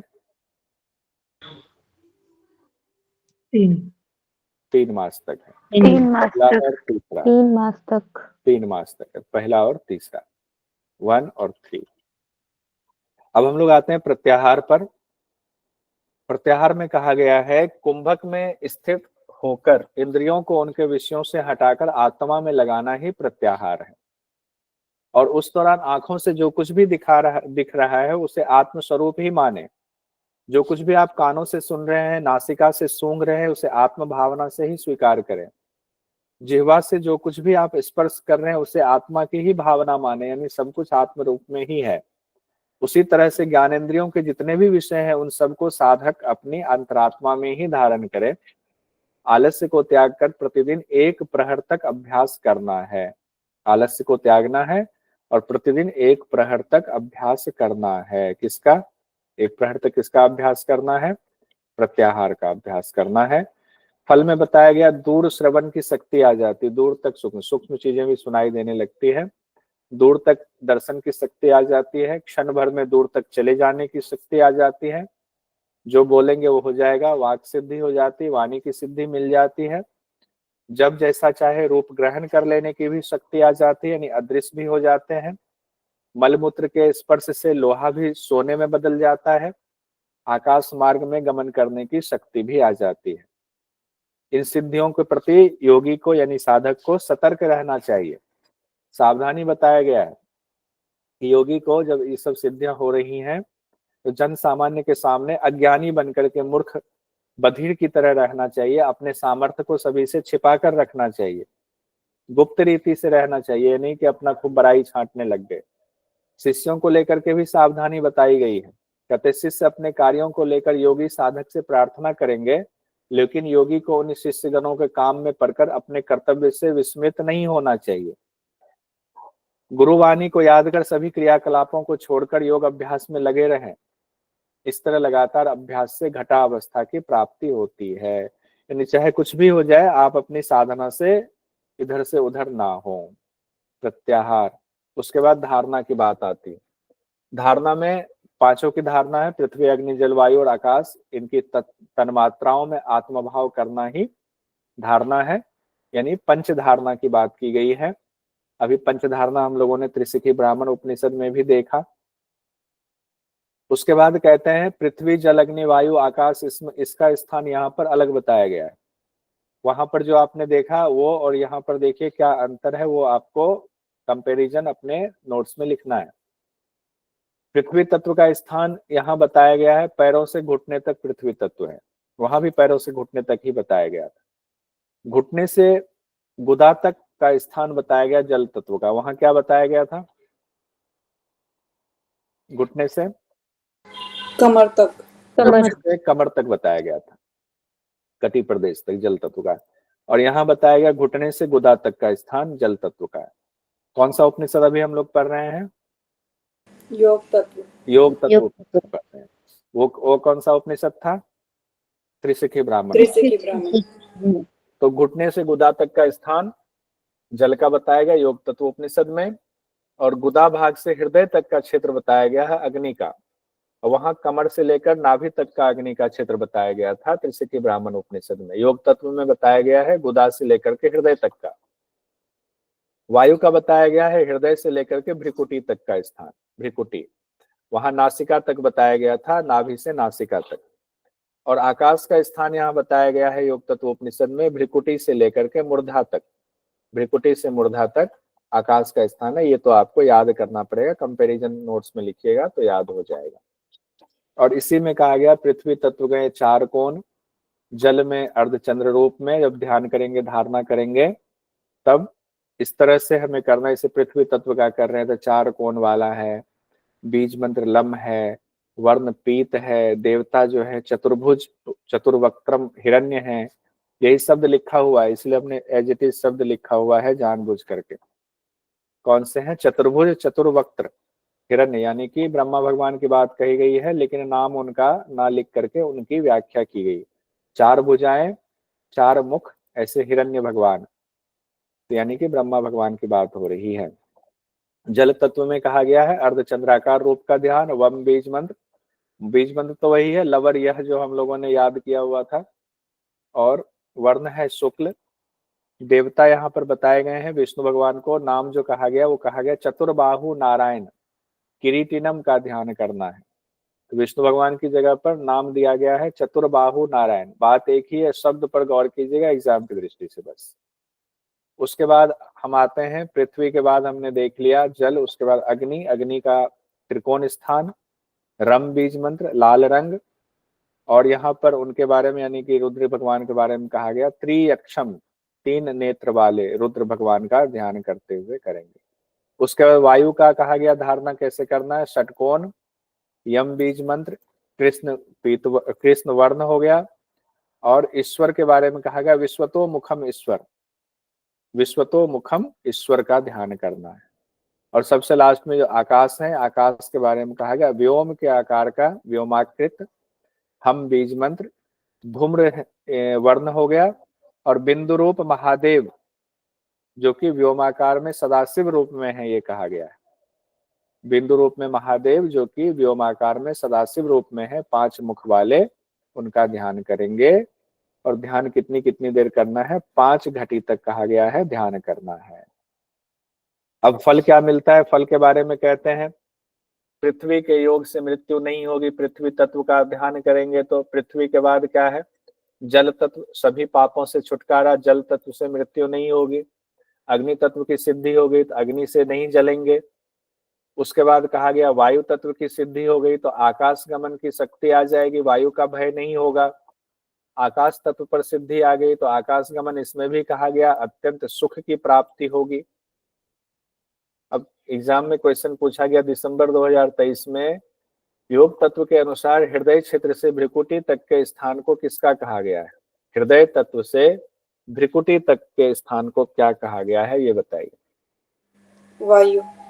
वायु। वायु। वायु कहा गया। और भ्रिकुटी से लेकर के मूर्धा तक को आकाश कहा गया। तो ये आपका आंसर है दूसरा वाला। जून 2019 में पूछा गया, सूची 1 और 2 को मिलान कीजिए। पंचमहाभूत और आराध्य देव दिया गया दूसरी तरफ। पृथ्वी के कौन से हो गए? चतुर्मुख ब्रह्मा। अच्छा हाँ, चतुर्मुख ब्रह्मा। चतुर्मुख ब्रह्मा पृथ्वी के। जल के हो गए आपको चतुर्भुज नारायण। नारायण। अग्नि के हो गए आपको रुद्र। वायु के हो गए विश्वतोमुख ईश्वर। और आकाश के हो गए सदाशिव।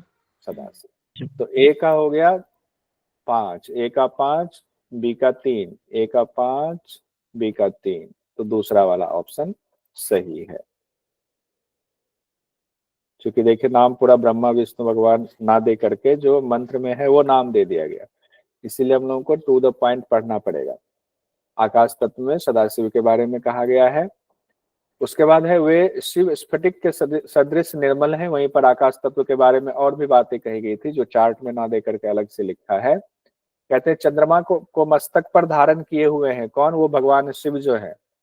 5 मुख हैं उनके, 10 भुजा है, 3 नेत्र से युक्त हैं, सभी शस्त्र और आभूषण से युक्त हैं, पार्वती जी से सुशोभित अर्धांग वाले हैं, आधे अंग में माँ पार्वती है, और सभी कारणों के भी कारण वही भगवान शिव है। अब हम लोग सीधे ध्यान पर आते हैं। ध्यान में कहा गया, धारणा हम लोगों ने पढ़ लिया, ध्यान में 2 ध्यान बताया गया है योग तत्व उपनिषद में, सगुण ध्यान, निर्गुण ध्यान। सगुण ध्यान में कहा गया 6 घंटे यानी 2 घंटे 24 मिनट तक वायु को रोककर आकाश तत्व में इष्ट सिद्धि देने वाले देवों का ध्यान करें। सगुण ध्यान से अनिमा आदि सिद्धियां मिलती हैं। और निर्गुण ध्यान में कहा गया निराकार परमेश्वर का ध्यान ही निर्गुण ध्यान है। निर्गुण ध्यान से समाधि की प्राप्ति होती है। सगुण ध्यान से अनिमा आदि सिद्धियां, निर्गुण ध्यान से समाधि की प्राप्ति, ये कहा गया। ऊपर जो 5-5 घटी सब में ध्यान करना है। अब सगुण ध्यान में जो बात की गई है आकाश तत्व में ध्यान, तो यहाँ पर 5 घटी की जगह 6 घटी कहा गया। तो वहां हम मान सकते हैं कि आकाश तत्व के लिए 6 घटी ध्यान करने की बात कही गई है। 8वां है समाधि। समाधि में कहा गया कि जो या साधक अब इस स्थिति में पहुंच गया कि योग में पूरी तरह से दक्ष है, अब समाधि कर रहा है, तो 12 दिन में ही समाधि की सिद्धावस्था को प्राप्त कर लेता है। सिर्फ 12 दिन में। तो एग्जाम में आ सकता है किस योग उपनिषद में कहा गया है कि दक्ष साधक सिर्फ 12 दिन में ही समाधि की सिद्धावस्था को प्राप्त कर लेता है। इतना ही नहीं, प्राणवायु को निरुद्ध करके जीवन मुक्ति को पा लेता है। तो योग तत्व उपनिषद में कहा गया है। जीवात्मा और परमात्मा की समान अवस्था हो जाना ही समाधि है। यदि योगी में शरीर छोड़ने की इच्छा हो तो उसका परित्याग भी कर सकते हैं, यानी शरीर छोड़ने की क्षमता आ जाती है और इस तरह योगी अपने आप को ब्रह्म में लीन कर लेते हैं, फिर उनका जन्म नहीं होता है। अब समाधिस्थ योगी की क्या क्या शक्तियां होती हैं? कहा गया कि जो समाधि में चला गया, सिद्धि हो गई, शरीर में रहना चाहे तो अनिमा आदि सिद्धियों से युक्त होकर के सभी लोकों में आ जा सकते हैं। देखिए, सभी लोकों में भी गमन कर सकते हैं समाधि की सिद्धि होने पर, अनिमा आदि सिद्धियों से युक्त होने पर। उसके बाद कहते हैं चाहे तो देवता रूप में स्वर्ग में निवास कर सकते हैं, इतनी क्षमता पहुंच जाती है। स्वेच्छा से क्षण भर में मनुष्य या यक्ष का रूप धारण कर सकते हैं। ऊपर कहा गया था ना कोई भी रूप धारण कर सकते हैं, तो वो यहाँ भी कहा गया है। सिंह, हाथी, घोड़ा आदि रूपों को भी धारण करने की क्षमता हो जाती है। किसी भी रूप को धारण कर सकते हैं आप। अब चौथा है राजयोग। राजयोग में कहा गया, हम लोगों ने पहले पढ़ लिया मंत्र योग, फिर लय योग, फिर हठ योग, चौथा राजयोग पर हम आ गए हैं। हठ योग में ही अष्टांग योग का निरूपण किया गया है योग तत्व उपनिषद में। योग तत्व उपनिषद में किनके बीच ये चर्चा चल रही, जरा बता देंगे ताकि रिकॉल हो जाए एक बार आपका। भगवान विष्णु और ब्रह्मा जी के बीच। हाँ, ब्रह्मा भगवान, ब्रह्मा और विष्णु। हाँ, ब्रह्मा भगवान सवाल पूछ रहे हैं, विष्णु भगवान जवाब दे रहे हैं। राजयोग में कहा गया वज्रोली और अमरोली को साधने वाला साधक राजयोग को सिद्ध करने में समर्थ हो जाता है। राजयोग के सिद्ध हो जाने पर योगी को हठयोग की शरीर से संबंधित क्रियाओं को करने की अब जरूरत नहीं होती है। तो राजयोग में क्या वज्रोली अमरोली की महत्ता बताई गई है कि वज्रोली अमरोली को जिन्होंने साध लिया वो राजयोग को साध लिया है। मुद्राओं के बारे में भी अभ्यास बताया गया है। महाबंध, बाएं पैर की एड़ी को योनि स्थान में दबाएंगे, यानी कि वैसे ही बताया जहाँ की बाकी जगहों पर है। बाएं पैर की एड़ी से योनि स्थान को दबाया, दाएं पैर को बाहर फैला दिया और जो बाहर फैला हुआ उसके दोनों हाथों से उसके अंगूठे को मजबूती से पकड़ा, श्वास लिया, ठोड़ी को छाती से लगाया, फिर धीरे धीरे वायु अंदर लेकर के यथाशक्ति कुंभक किया, फिर रेचक कर दिया। इसमें पहले ये शब्द आ गया है ठोड़ी को छाती से लगाएंगे फिर धीरे धीरे वायु का पान करेंगे, लेकिन व्यवहार में जब हम करते हैं पहले वायु लेते हैं, फिर जालंधर बंद लगाते हैं, फिर यथासंभव कुंभक करते हैं, फिर रेचक कर देते हैं। एक बार बाएं पांव से करते हैं, फिर दाहिने पांव से भी करते हैं। अब यहाँ विशेष बात में कहा गया महाबंध का अभ्यास लगातार करने वाला योगी एकाग्र होकर कंठ मुद्रा द्वारा वायु की गति को आवृत करके दोनों नासिका को संकुचित करके वायु भरी जाती है। तो इसको रहने दीजिए। महावेद खेचरी छोड़ दिया है। जिह्वा को अंतः, खेचरी के बारे में, जिह्वा को अंतः कपाल कुहर में लगाकर दोनों भावों के बीच में दृष्टि रखना खेचरी मुद्रा है। जालंधर बंद के बारे में खास बात है कि यहाँ जालंधर बंद को मृत्यु मातंग केसरी कहा गया है, बाकी जगहों पर उड्डयन बंद को मृत्यु मातंग केसरी कहा गया है, लेकिन योग तत्व उपनिषद में जालंधर बंद को मृत्यु मातंग केसरी कहा गया है। इसीलिए इसको याद रखिएगा, कंफ्यूज करने के लिए क्वेश्चन पूछा जा सकता है। उड्डयन बंद करने से प्राण सुषुम्ना में प्रवाहित होता है। अब इम्पोर्टेंट ये है योनि बंध की भी एक चर्चा है। एड़ी से योनि स्थान को ठीक प्रकार से दबा करके अंदर की तरफ खींचेंगे तो इससे क्या होगा, अपान वायु ऊपर की तरफ उठेगी, यही योनि बंध है। इससे प्राण अपान नाद बिंदु में मूल बंध से एकता प्राप्त होती है, यानी योनि बंध मूल बंध का ही एक नाम है। तो ये ध्यान रखिए, योनि बंध को मूल बंध कहा गया, यानी योनि बंध ही मूल बंध है। उसका विपरीत करनी मुद्रा का अभ्यास है। नित्य अभ्यास करने से क्या होगा, जठराग्नि बढ़ जाती, प्रदीप्त होती है।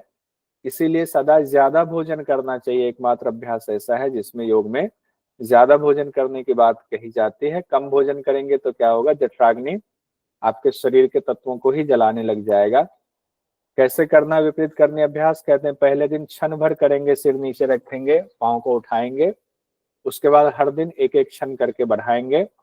6 मास में झुर्रियां और पलित यानी कि वलित पलित रोग दूर हो जाते हैं। झुर्रियां और बालों का सफेद होना, सभी व्याधियों का नाश होता है। प्रतिदिन 1 याम यानी 3 घंटे करने से काल भी वश में हो जाता है। वज्रोली मुद्रा, हाँ सरिता जी बताएं। सर हट पर दीपिका की तरह सेम टू सेम आ हाँ रहा है वैसे, सिंबल। हाँ उसमें भी क्षण क्षण बढ़ाने की बात की गई। हाँ, और पीछे वाला भी था, वो भी बिल्कुल हट पर हाँ दीपिका। बिल्कुल हट प्रदीप का जैसा, ठीक कह रहे हैं। वज्रोली मुद्रा के बारे में कहा गया, नित्य वज्रोली से जल्द ही सिद्धि अवस्था को प्राप्त कर लेता है साधक। सिद्धि करने पर उसके हाथ में ही सिद्धि माननी चाहिए। अगर वज्रोली से सिद्धि हो जाती है तो मानना चाहिए कि उसके हाथ में अब सिद्धि हो जाती है और भूत भविष्य को जानने वाला हो जाता है, आकाश गमन की शक्ति हो जाती है। अमरोली के बारे में कहा गया, जो अमरी का नित्य पान करता है और वज्रोली का अभ्यास करता है उसे अमरोली का साधक कहते हैं। भगवान विष्णु को महायोगी, महाभूत स्वरूप तथा महान तपस्वी बताया गया है। अब संसार चक्र के बारे में कहा गया, इसको पढ़ना उतना जरूरी है नहीं, रहने देते हैं इसको, पहले पढ़ चुके हैं व्याख्या में। ओंकार के स्वरूप की बात कर लेते हैं। हृदय स्थल में नीचे की तरफ मुख किए हुए कमल का स्थान बताया गया। कमल जो है अधोमुखी है, नाल ऊपर है, नीचे बिंदु है, उसी के बीच में मन को प्रतिष्ठित करना है, यानी मन का स्थान बताया गया एक तरह से, उसी में मन प्रतिष्ठित है। आकार में रेचक किया हुआ हृदय कमल का उकार से भेदन किया जाता है। मकार में नाद ध्वनि की प्राप्ति होती है। अर्धमात्रा शुद्ध स्फटिक की तरह निष्कल और पापनाशक है। इस तरह योग से युक्त योगी मुक्त अवस्था को प्राप्त हो जाता है। अब इसकी विस्तार से व्याख्या की गई है। यहाँ पर एक क्वेश्चन देख लेते हैं, फिर देखेंगे। योग तत्व उपनिषद के अनुसार किस मुद्रा का नियमित अभ्यास जठराग्नि प्रदीप्त करता है? विपरीत करने। विपरीत करने का। विपरीत करने। फरवरी 2023 में पूछा गया, योग तत्व उपनिषद के अनुसार योगाभ्यास में घटावस्था की स्थिति पर अवस्थिति के पश्चात जितना अभ्यास योगी कर रहा होता है अब उसका कितना करेगा? चतुर्थांश करेगा। चतुर्थांश। योग तत्व उपनिषद फरवरी 2023 में पूछा गया, नारी शुद्धि के लक्षण हैं। नारी शुद्धि के लक्षण, लोम, जठराग्नि विवर्धनम, शरीर लघुता, केश मोचन, कृशत्वम। BCE। बी सी और ई, BCE, ठीक है। BCE चौथा, ठीक है। क्वेश्चन आया, योग तत्व उपनिषद के अनुसार योगाभ्यास सिद्ध होने के क्रम में शारीरिक लक्षण हैं। जिह्वालौल्यम, बहुमूत्र पुरीष, अदीप्त, स्वल्प निद्रा। स्वल्प निद्रा, इसमें कूट नहीं है। देखिए, जिह्वालौल्यम नहीं होगा, बहुमूत्र पुरीष नहीं है, अदीप्ति नहीं है, स्वल्प निद्रा यानी कम निद्रा हो जाती। कोई कंफ्यूजन हो तो बताइए। अगला क्वेश्चन है, योग तत्व उपनिषद के अनुसार जून 2023 में पूछा गया, योग की 4 अवस्थाओं का सही क्रम है? परिचय, निष्पत्ति, आरंभ, घट। आरंभ, घट, परिचय, निष्पत्ति। आरंभ, घट, परिचय, निष्पत्ति। तो CDAB चौथा वाला ऑप्शन सही है। हाँ, किसी ने निमोनिक बताया था आप में से। आग, पानी, बढ़िया। अच्छा हो गया, उसका डिटेल नहीं था, ठीक है। अगला उपनिषद है हमारा ध्यान बिंदु उपनिषद। इसको भी पढ़ ही लेते हैं। अगला हमारा योग उपनिषद है ध्यान बिंदु उपनिषद। ध्यान बिंदु उपनिषद कृष्ण यजुर्वेद से जुड़ा हुआ है। 106 मंत्र है इसमें, और इसमें ध्यान की महत्ता बताई गई है। तो कहा गया जितने पाप समूह है आपके, महान से महान पाप समूह भी वो ध्यान के अभ्यास से उसका नाश हो जाता है। ध्यान बिंदु उपनिषद में षडांग योग की चर्चा आई है। हम लोगों ने अभी 2 उपनिषद पढ़ा, उसमें अष्टांग योग की चर्चा आई। एक तो त्रिशिखी ब्राह्मण उपनिषद में अष्टांग योग की चर्चा थी, और एक योग तत्व उपनिषद में भी अष्टांग योग की चर्चा हम लोगों ने देखा। ध्यान बिंदु उपनिषद में षडांग योग की चर्चा है। पहले ही योग में ध्यान की महत्ता बताई गई है, जिसमें कहा गया है यदि शैल समम पापम विस्तीर्णम बहुयोजनम विद्यते ध्यान योगेन नान्यो भेदः कदाचन। यदि पर्वत की तरह भी अनेक योजन विस्तार वाला आपका पाप समूह है, कितने भी बड़े आप पापी हैं, तो भी आपका ध्यान साधना जब करते हैं, उनकी सिद्धि होने पर वो सारे पाप नष्ट हो जाते हैं, और अन्य किसी साधन से भी उसका नाश संभव नहीं है उन पाप समूहों का। तो ध्यान से संभव है। उसके बाद बताया जा रहा है कि परमपद क्या है, यानी समाधि क्या है। तो कहते हैं बीजाक्षरम परम बिंदु नादो तस्योपरि स्थितम सशब्दम चाक्षरे क्षीणे निशब्दम परम पद्म। कहते हैं बीज अक्षर ओंकार से परे बिंदु स्थित है, उसके ऊपर नाद विद्यमान है, नाद से मनोहर ध्वनि सुनाई देती है, उस ध्वनि के अक्षर में विलय हो जाने पर जो शब्द विहीन स्थिति होती है वही परम पद है। परम पद को प्राप्त योगी के सारे संशय मिट जाते हैं। निरंजन पद की सत्ता को कैसे मापें, तो ये बहुत सूक्ष्म बताया गया है कि बाल के नोक के 1 लाख हिस्से किए जाए, फिर उसमें से भी एक भाग को लेकर के फिर उसके 1 लाख हिस्से किए जाए, उसमें से फिर एक हिस्से को निकाल करके 50,000 हिस्सा उसका किया जाए, फिर भी जो शेष रहे उसके भी क्षय हो जाने पर, सूक्ष्म हो जाने पर जो अति सूक्ष्म शेष रहता है वह निरंजन ब्रह्म की सत्ता है। यानी ब्रह्म इतने सूक्ष्म है कि कण कण में विद्यमान है, विभु है, विभु मतलब हर जगह विद्यमान है। उसके बाद उनके बारे में और कहा गया है कि ब्रह्म पुष्प मध्य यथा गंधम, पयो मध्य यथा घृतम, तिल मध्य यथा तैलम, पाषाण स्विम कांचनम। कहते हैं जिस तरह फूल में गंध है, दूध में घी है, तिल में तैल है, पत्थरों के बीच खदान में सोना विद्यमान रहता है, उसी तरह आत्मा का अस्तित्व भी सभी प्राणियों में विद्यमान होता है। आत्मा सब में है। कहते हैं स्थिर बुद्धि संबुद्धो ब्रह्मविद मणि स्थित। स्थिर बुद्धि वाले मोह रहित ब्रह्मविद मणियों में पिरोए गए सूत्र की तरह उस आत्म तत्व को जानकर उसी में स्थित रहते हैं। सारा कुछ ध्यान के लिए बताया गया है कि ध्यान किसमें करना था, आत्मा का ध्यान करना है। कहते हैं वृक्षम तो सकलम विद्या छाया तस्यैव निष्कला, सकले निष्कले भावे सर्वत्र आत्मा व्यवस्थित है। जिस तरह वृक्ष अपनी संपूर्ण कला के साथ स्थित है, उसकी छाया कलाहीन होती है, उसी तरह आत्मा वृक्ष के समान और छाया के समान दोनों भावों में सभी जगह विद्यमान है। अब प्रणव ओम का स्वरूप यहाँ बताया गया है, ये इंपॉर्टेंट है। कहते हैं कि ओंकार रूपी एक अक्षर ब्रह्म ही सभी मुमुक्षुओं का लक्ष्य है। जो भी योग में के मुमुक्षु हैं, मुमुक्षु मतलब होता है जिज्ञासु हैं, उन सब का लक्ष्य एक ही होता है, क्या? परम अक्षर ब्रह्म यानी ओंकार।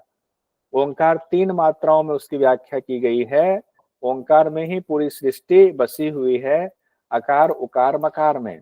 अकार में कहा गया पृथ्वी है, अग्नि है, ऋग्वेद है, भू है, पितामह ब्रह्मा है, जिनका वर्ण पीत पीला है, रजोगुण से संबंधित है अकार। उकार में कहा गया अंतरिक्ष, वायु, यजुर्वेद और भुवः। विष्णु जनार्दन का लय होता है, वर्ण श्वेत है, गुण सतोगुण है।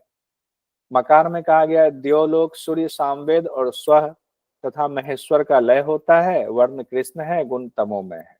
एक साथ देखिए, अब ऐसे देखिए, अकार उकार मकार, पृथ्वी अकार, अंतरिक्ष मकार उकार और द्यो मकार, अग्नि अकार, वायु उकार, सूर्य मकार, ऋग्वेद अकार, यजुर्वेद उकार, सामवेद मकार, भू भुव स्व, भूज अकार है, भुव उकार है, स्व मकार है।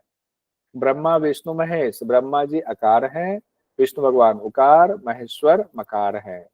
एक में कहा गया पीत वर्ण, दूसरे में श्वेत वर्ण, तीसरे में कृष्ण वर्ण।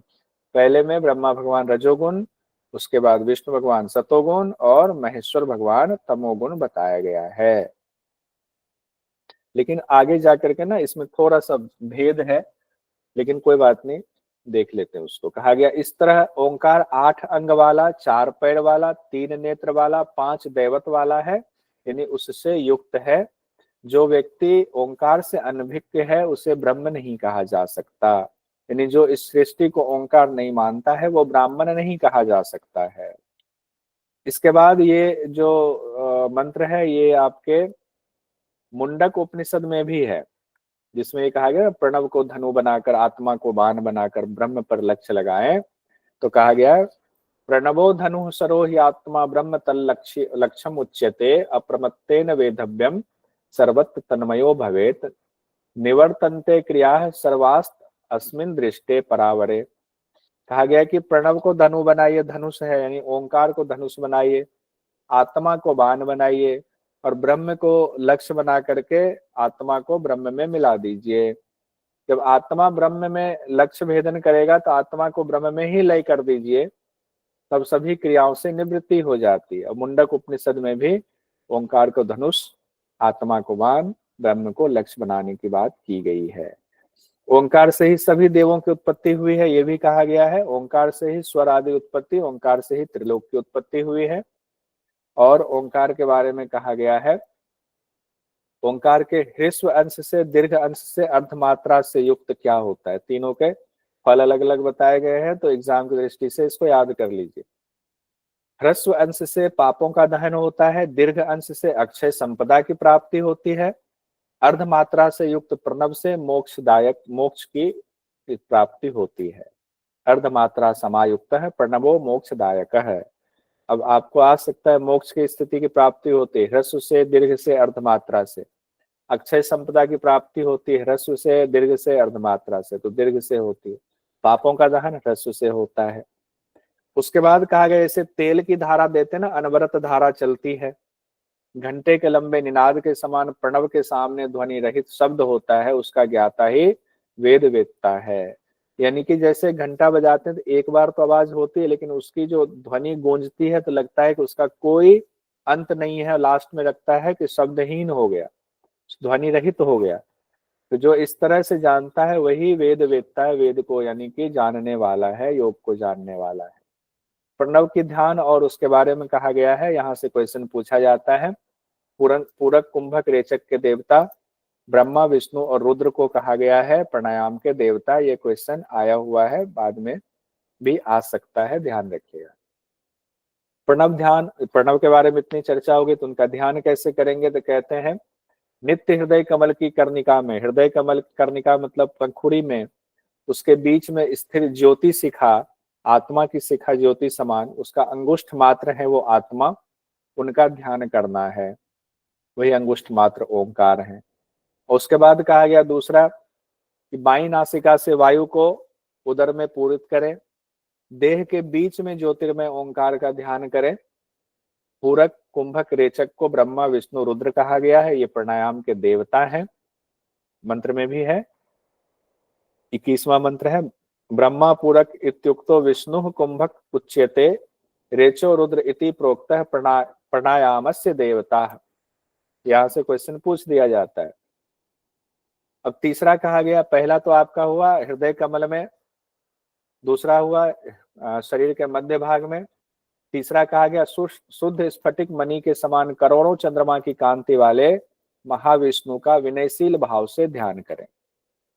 पूरक करते समय नाभि स्थान में प्रतिष्ठित 80 पुष्प के समान चतुर्भुज महाविष्णु का ध्यान करना चाहिए। अब देखिए, अब पूरक करते समय कहा गया है महाविष्णु का ध्यान करना चाहिए, लेकिन यहां पर क्या कहा गया है, ब्रह्मा, विष्णु, रुद्र पूरक कुंभक रेचक के देवता हैं। ब्रह्मा पूरक इत्युक्तो विष्णु कुंभक उच्यते रेचो रुद्र इति प्रोक्तः।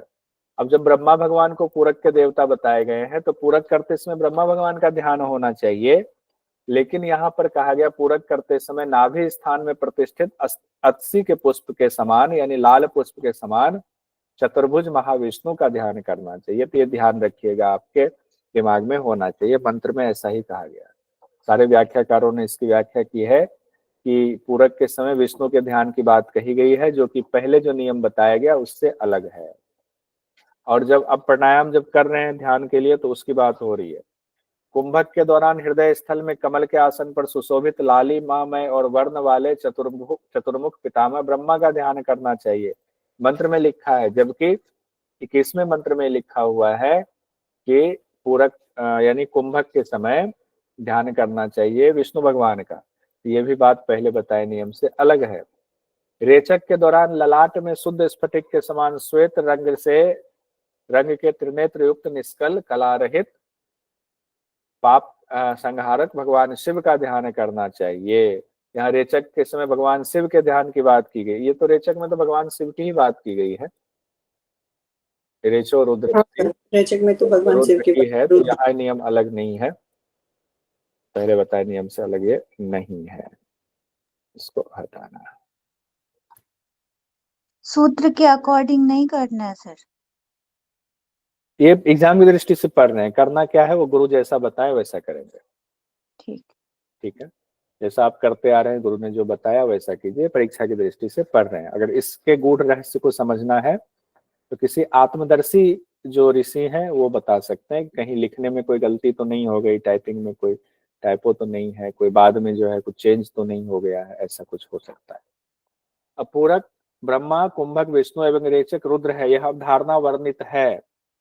अब सूत्र के हिसाब से 21वें सूत्र के हिसाब से तो यही है, तो इसमें क्या होगा? ध्यान बिंदु।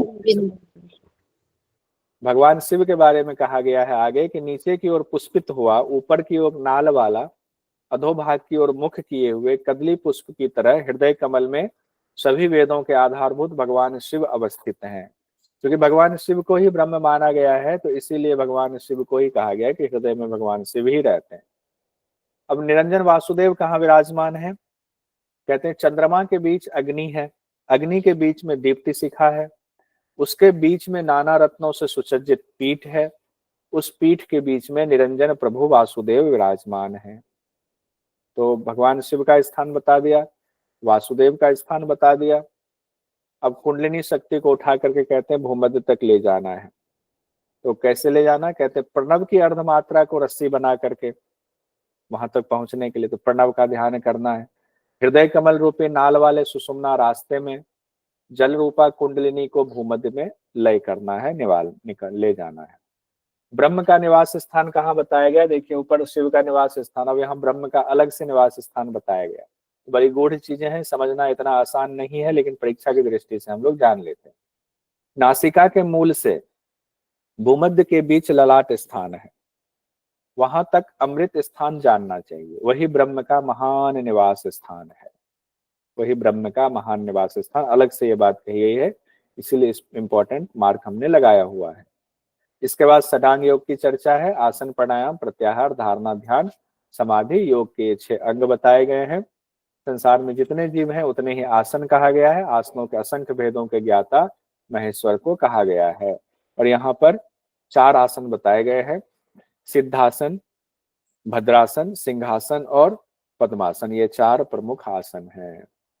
इसके बाद चक्रों की चर्चा करते हुए और कंद का स्थान बताया गया है और प्रमुख नारियों का भी जिक्र है। पहला चक्र कहा गया है मूल स्थान गुदा के पास, जिसके 4 दल कमल हैं। दूसरा स्वाधिष्ठान बताया गया है मेढ्र के पास, और आधार और स्वाधिष्ठान यानी मूलाधार और स्वाधिष्ठान के बीच में कामरूप प्रजनन का स्थान बताया गया है। आधार चक्र यानी मूलाधार चक्र के कमल के बीच में कामाख्या योनि यानी कुंडलिनी का स्थान बताया गया है, जिसकी सिद्ध लोग साधना करते हैं। अब मणिपुर चक्र बताया गया नाभि में, 12 दल वाला कमल है वहां पर। तो 12 दल से युक्त महाचक्र में पुण्य पाप का नियंत्रण होता है, इसको याद कीजिएगा, परीक्षा की दृष्टि से ये शब्द महत्वपूर्ण है। पुण्य पाप का नियंत्रण कहाँ होता है? मणिपुर चक्र में होता है। इस तत्व ज्ञान नहीं समझ पाने तक जीवात्मा को ब्रह्मजाल में ही फंसे रहना होता है। इसका पाप पुण्य का नियंत्रण कहाँ से होता है? नाभि स्थान से होता है। इसके बाद कहा गया मेढ्र से ऊपर और नाभि से नीचे। मेढ्र हो गया लिंग वाला स्थान और नाभि हो गया, तो मेढ्र से ऊपर नाभि से नीचे अंडे की आकृति का कंद स्थान है। कंद जो अभी सरिता जी पूछ रही थी, कंधा तो नहीं है, तो देख लीजिए यहाँ कहा गया। उसी स्थान से 72,000 नारियां उत्पन्न होती हैं 72,000 में 72 नाड़ियां मुख्य हैं, उनमें भी 10 नाड़ियां बताई गई हैं प्रमुख हैं। इड़ा पिंगला सुषुम्ना, गांधारी, हस्तजिह्वा, पूषा, यशस्विनी, अलम्बुसा, कुहू, शंखनी। जो योग चूड़ामण्य उपनिषद में हम लोगों ने पढ़ा था वो 10 के 10 यही है। लेकिन त्रिशिखी ब्राह्मण उपनिषद में हम लोगों ने 2 अलग नाड़ियां पढ़ी थी। एक वैष्णवी ब्रह्म नाड़ी उसमें अलग पढ़ा था, एक कौशिकी नाड़ी हम लोगों ने अलग पढ़ा था, ये ध्यान रखें। इन 72,000 नाड़ियों में प्राण जीव रूप से वास करता है, यानी सभी 72,000 प्राणियों में जीव रूप से कौन वास कर रहा है? प्राण कर रहा है। प्राण और अपान के वशीभूत होकर के जीव ऊपर नीचे आवागमन करता है, पहले भी हम लोगों ने पढ़ा है। ध्यान बिंदु उपनिषद में भी हंस मंत्र का जाप बताया गया है, वो 21,600 बार संख्या यहाँ भी है। इसी को अजपा गायत्री भी कहा जाता है। जहां भी हंस मंत्र जिस भी ग्रंथ में है वहां अजपा गायत्री उसको कहा गया है, ये भी ध्यान रखेंगे। कुंडलिनी की स्थिति और जागरण की विधि के बारे में बताया जा रहा है। कुंडलिनी सुषुम्ना के पथ को अपने मुंह से आच्छादित करके सोई रहती है। जब उस जगाया जाता है विधि विधान से उसको योग के अभ्यास से, तो मन और प्राण वायु दोनों को अपने साथ कुंडलिनी सुषुम्ना में लेकर के ऊपर बढ़ती है। जैसे सुई धागे को साथ ले जाता है वैसे मन और प्राण वायु के साथ कुंडलिनी ऊपर बढ़ती है। कुंडलिनी शक्ति को मोक्ष द्वार की चाबी कहा गया है। कुंडलिनी के बिना आप मोक्ष का द्वार नहीं खोल सकते हैं। जागरण की विधि बताई जा रही है। आखिर कैसे जागरण करेंगे कि ये सुषुम्ना में प्रवेश हो? कहते हैं पद्मासन लगाइए, दोनों हाथों को संपुटित कर लीजिए, जालंधर बंद लगाइए, बार बार प्राण वायु को नीचे, अपान वायु को ऊपर उठाइए। इससे कुंडलिनी शक्ति का जागरण होता है। जो योगी पद्मासन लगाकर नाड़ी द्वार से प्राण वायु को खींचता है, कुंभक करता है, निश्चित ही मोक्ष को प्राप्त करता है, इसमें कोई संशय नहीं है। और पसीना आए तो शरीर में ही इसको मर्दन कर लेना चाहिए। अब देखिए ध्यान बिंदु उपनिषद के अनुसार प्राण वायु को खींचकर कुंभक द्वारा रोकने पर होने वाले प्राणायाम के परिश्रम द्वारा जो स्वेद कण निकलता है उसे क्या करना चाहिए? फरवरी 2023 में पूछा। कितना आसान सवाल है, लेकिन इसको इतना घुमा करके लंबा पूछा गया कि अच्छे लोग परेशान हो जाएं कि ये कोई अलग चीज तो नहीं है। धीरे धीरे सुखाना चाहिए, अंगों में ही मर्दन करना चाहिए, अंग वस्त्र से पोंछना चाहिए, अंगों में ही मर्दन करना अंगों में मर्दन करना चाहिए। अंगों में ही मर्दन करना चाहिए। इसके ठीक बाद आहार की चर्चा है। कहा गया है कटु अम्ल लवण का परित्याग करें। आप लोग भी मत खाइए खट्टा चीजें, तीखी चीजें मत खाइए। दूध का सेवन करने वाला सुखी रहता है। और यहाँ भी बात कही गई है ब्रह्मचारी मिताहारी योग परायण 1 साल में सिद्धि को प्राप्त कर लेता है, इसमें कोई संशय नहीं है। योग वाले में इसमें जो है ना योग उपनिषदों में ब्रह्मचारी मिताहारी योग परायण कहा गया, और हठ योग में त्यागी शब्द भी जुड़ जाता है, तो 4 वहां हो जाता है। कल भी हम लोगों ने इस पर चर्चा की थी। फिर मुद्राओं का वर्णन है, मूलबंद, उद्यान बंद, जालंधर बंद की चर्चा है। इसको पढ़ना है क्या? चलिए देख ही लेते हैं। मूलबंद में कहा गया एड़ी से योनि स्थान को दबाएंगे और मल द्वार का संकोचन करेंगे, अपान वायु को ऊपर खींचेंगे। मूलबंद के अभ्यास से प्राण अपान का एकीकरण होता है और फल बताया गया है मलमूत्र क्षीण होता है, बूढ़ा भी जवान हो जाता है। अभी जैसे 2 घंटे से हम लोग लगातार बैठे हैं, 3 घंटे से तो लगातार बैठे हैं, तो इस दौरान अश्विनी मुद्रा का अभ्यास करते रहिए। बीच में ऐसे बता रहा, मूलबंद की बात आई। उड़ान बंद का अभ्यास बताया गया। जिस तरह बिना थके महाखग उड़ान भरता है, उसी तरह पेट को पीछे खींचे, नाभि को ऊपर उठाना है। और इसके लिए कहा गया उद्यान बंद मृत्यु रूपी हाथी के लिए सिंह के समान है, यानी मृत्यु मातंग केसरी कहा गया उद्यान बंद में। इससे ठीक पहले कौन सा उपनिषद हम लोगों ने पढ़ा था? योग तत्व उपनिषद, जालंधर बंद। हाँ, वहां जालंधर बंद को मृत्यु मातंग केसरी कहा गया था। जालंधर बंद में यहाँ कहा गया है कंठ को सिकोड़े जिससे वायु की गति रुक जाती है, फिर अमृत अग्नि में नहीं गिरता है। जालंधर बंद अमृत को ऊपर रोक लेता है। तो ये क्वेश्चन कॉमन भी आ सकता है, कौन सा बंद ऐसा है जिससे अमृत ऊपर ही रुक जाता है? तो जालंधर बंद ऐसा है। देखिए यहाँ लिखा हुआ योग तत्व उपनिषद में जालंधर बंद को मृत्यु मातंग केसरी कहा गया है। एक साथ ही कर देते हैं। ये कौन सा उपनिषद हम लोग पढ़ रहे हैं? ध्यान बिंदु उपनिषद। ध्यान बिंदु उपनिषद। ध्यान बिंदु उपनिषद में खेचरी मुद्रा के बारे में कहा गया है। खेचरी मुद्रा उसे कहते हैं जिसमें जिह्वा को उल्टा करके कपाल कुहर में प्रविष्ट कराया जाता है, दृष्टि भूमध्य पर रखा जाता है। फल है इसके सिद्ध होने से निद्रा, क्षुधा, प्यास नहीं लगती है। ये बाकी जगहों पर भी तकरीबन यही बातें कही गई हैं। व्याधि और मृत्यु का नाश हो जाता है। कर्मों में लिप्त नहीं होता है फिर वो साधक। चित्त आकाश में गमन करता है। मूर्छा नहीं होती है। रोग कष्ट नहीं होता है। वीर्य की रक्षा होती है। खेचरी के बारे में कहा गया। ध्यान बिंदु उपनिषद में अब रज और वीर्य को एक करने की बात की गई है। वीर्य को शिव रूप और रज को शक्ति रूप कहा गया है। वीर्य ही चंद्रमा है, रज ही सूर्य है। वैसे हम लोग ये कल हम लोगों ने पढ़ा हुआ था। किसमें पढ़ा हुआ था? योग चूड़ामणि उपनिषद में। अब उसके बाद यहाँ कहा गया है महामुद्रा की विधि में शोधनम मल जालानाम घटनम चंद्र सूर्ययोः रसनानाम शोषणम सम्यक महामुद्रा विधीयते। नाड़ियों में स्थित मल के शोधन के लिए सूर्य और चंद्र के संयोग और रसों के भली तरह शोषण किए जाने को महामुद्रा कहते हैं। बिल्कुल अलग व्याख्या बताई गई है, इसीलिए इसको ध्यान से देख लीजिए। नाड़ियों में स्थित मल के शोधन के लिए, मल की शुद्धि के लिए सूर्य और चंद्र के संयोग और रसों के भली तरह शोषण किए जाने को महामुद्रा कहते हैं। तीन बातें आई, नाड़ियों में मल का शोधन करना, सूर्य और चंद्र का संयोग कराना और रसों के भली तरह शोषण किए जाने के को महामुद्रा कहते हैं। ये कहा गया आपको ध्यान बिंदु उपनिषद में। वक्ष स्थल को ठोड़ी से लगाएंगे, बाईं एड़ी से योनि स्थान को दबाएंगे, प्रसारित दाहिने पांव को दोनों हाथों से पकड़ेंगे, कुक्षी युगल को श्वास से भरेंगे। कुक्षी युगल मतलब दोनों लंग्स को, फिर धीरे धीरे रेचक करेंगे। कुछ शब्द ऐसे आ जाते हैं जो परेशान करने वाले। इसे सर्व पाप नाशनी महामुद्रा कहा गया है। अब देखते हैं आत्मा का निवास स्थान कहाँ है। नहीं, ये नहीं पढ़ेंगे, इसको रहने दीजिए, इसको हम लोग डिटेल में पढ़ चुके हैं। हृदय स्थल में 8 दल वाला कमल है, उसके बीच रेखा वलय बनाकर जीवात्मा ज्योति रूप होकर अनुमात्र स्वरूप में निवास करता है। रेखा वलय बना हुआ जीवात्मा ज्योति रूप स्वरूप होकर के वहां बहुत सूक्ष्म रूप में निवास करता है। वो सर्वज्ञाता है, सब कुछ करने वाला है, सब कुछ उसी में प्रतिष्ठित है। वो ऐसा सोचता है कि सभी चीज का कर्ता मैं ही हूँ, भोक्ता मैं ही हूँ, सुखी दुखी, काना लंगड़ा बहरा गूंगा दुबला मोटा पतला मैं ही हूँ। इस तरह उसका स्वतंत्र व्यवहार है। अब जागृत अवस्था, निद्रा अवस्था, सुसुप्ति और तुर्यावस्था की चर्चा है। एक बार पहले डिटेल देखते हैं, फिर इसको टेबल में देखेंगे। जागृत अवस्था कहा गया कि आंख जब श्रमशील रहती है तो उसे विश्राम की जरूरत होती है।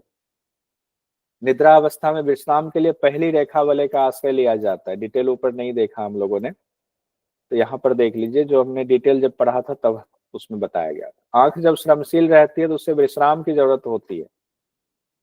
विश्राम के लिए पहली रेखा वलय का आश्रय लिया जाता है। रेखा वलय बताया गया है ना कि उसके अंदर में आत्मा का स्थान है। तो पहली रेखा वलय का आश्रय निद्रा अवस्था में लेते हैं। वो बंदूक पुष्प के समान वर्ण वाला है। निद्रा अवस्था के बीच में ही स्वप्नावस्था रहती है। स्वप्न में देखी सुनी अनुमान की हुई बातों का कल्पना से ही श्रम यानी थकान होती है। उस थकान के निवारण से द्वितीय रेखा वलय में डुबकी लगानी पड़ती है। अब उसके बाद सुसुप्ति अवस्था, दूसरी रेखा वलय में जब आप डुबकी लगा रहे हैं तो वो वीर बहुटे के वर्ण का है। इस सुसुप्ति अवस्था में बुद्धि मात्र परमेश्वर से संबंध रखने वाली और नित्य बोध स्वरूप बुद्धि हो जाती है। इससे परमात्मा की प्राप्ति होती है।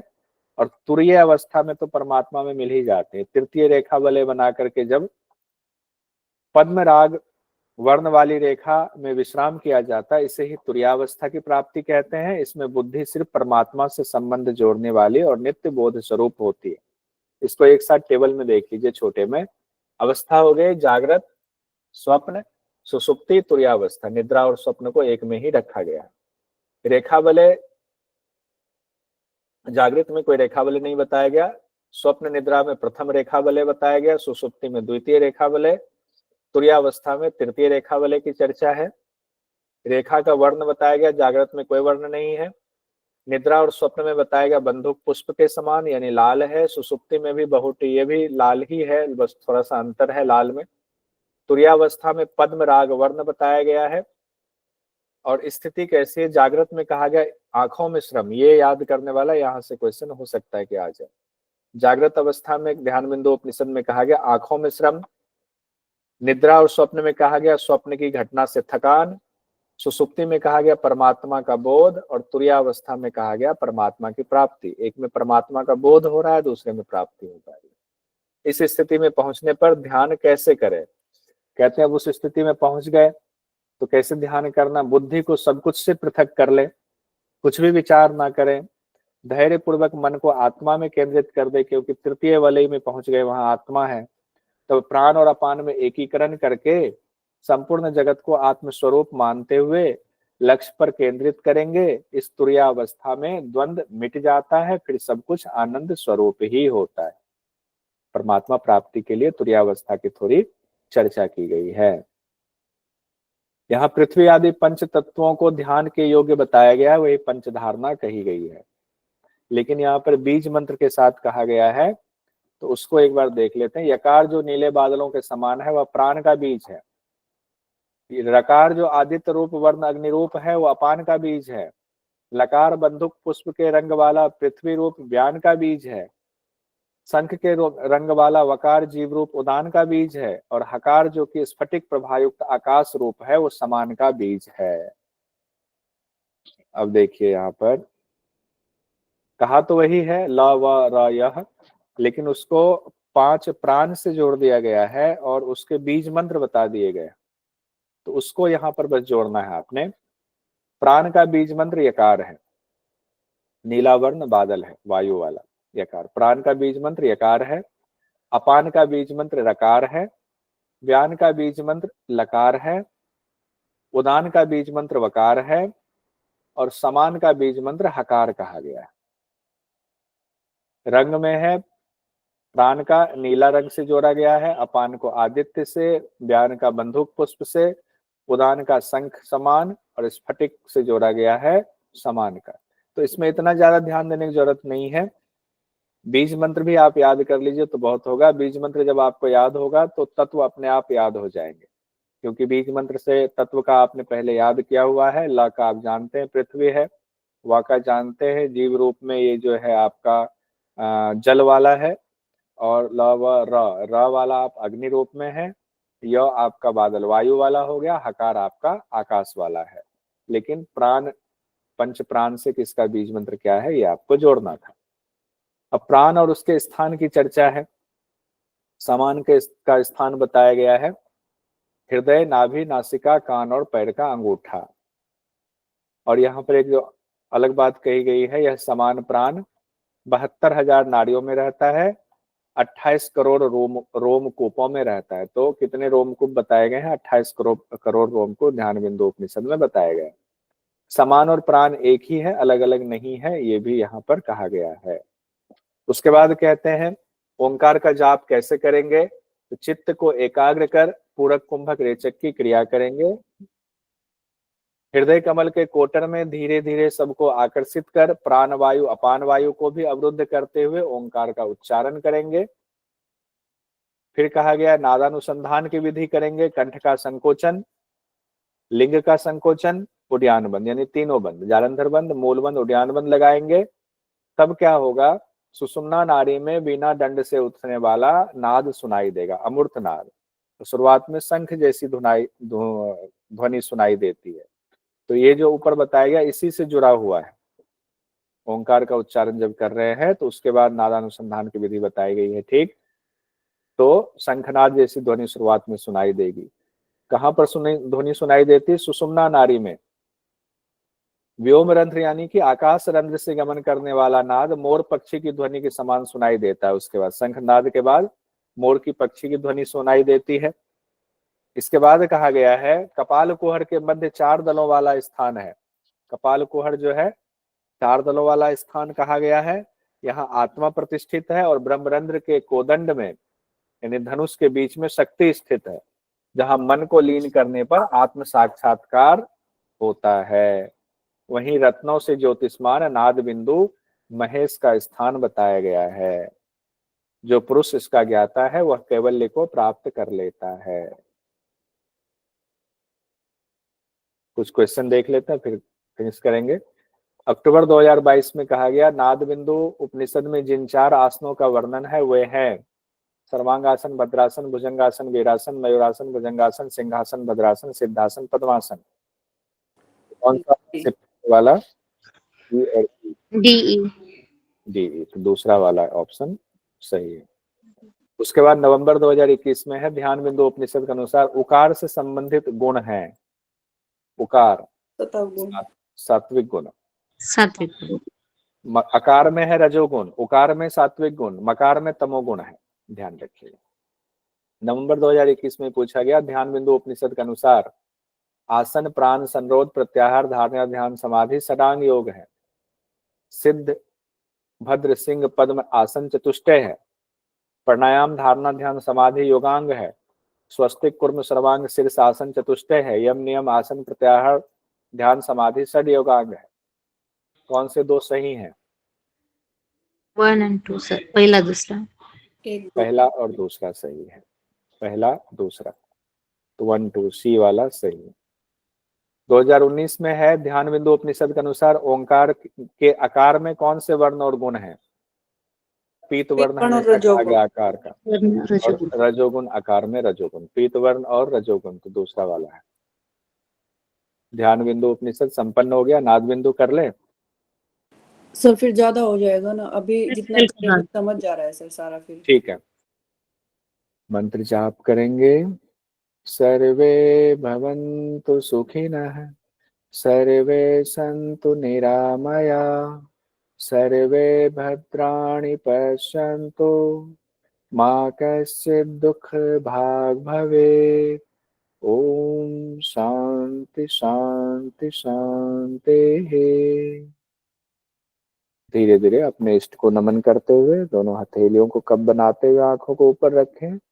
आंखें खोलें, पलकें झपकाएं, धीरे धीरे हाथ वापस। ओम नमः शिवाय।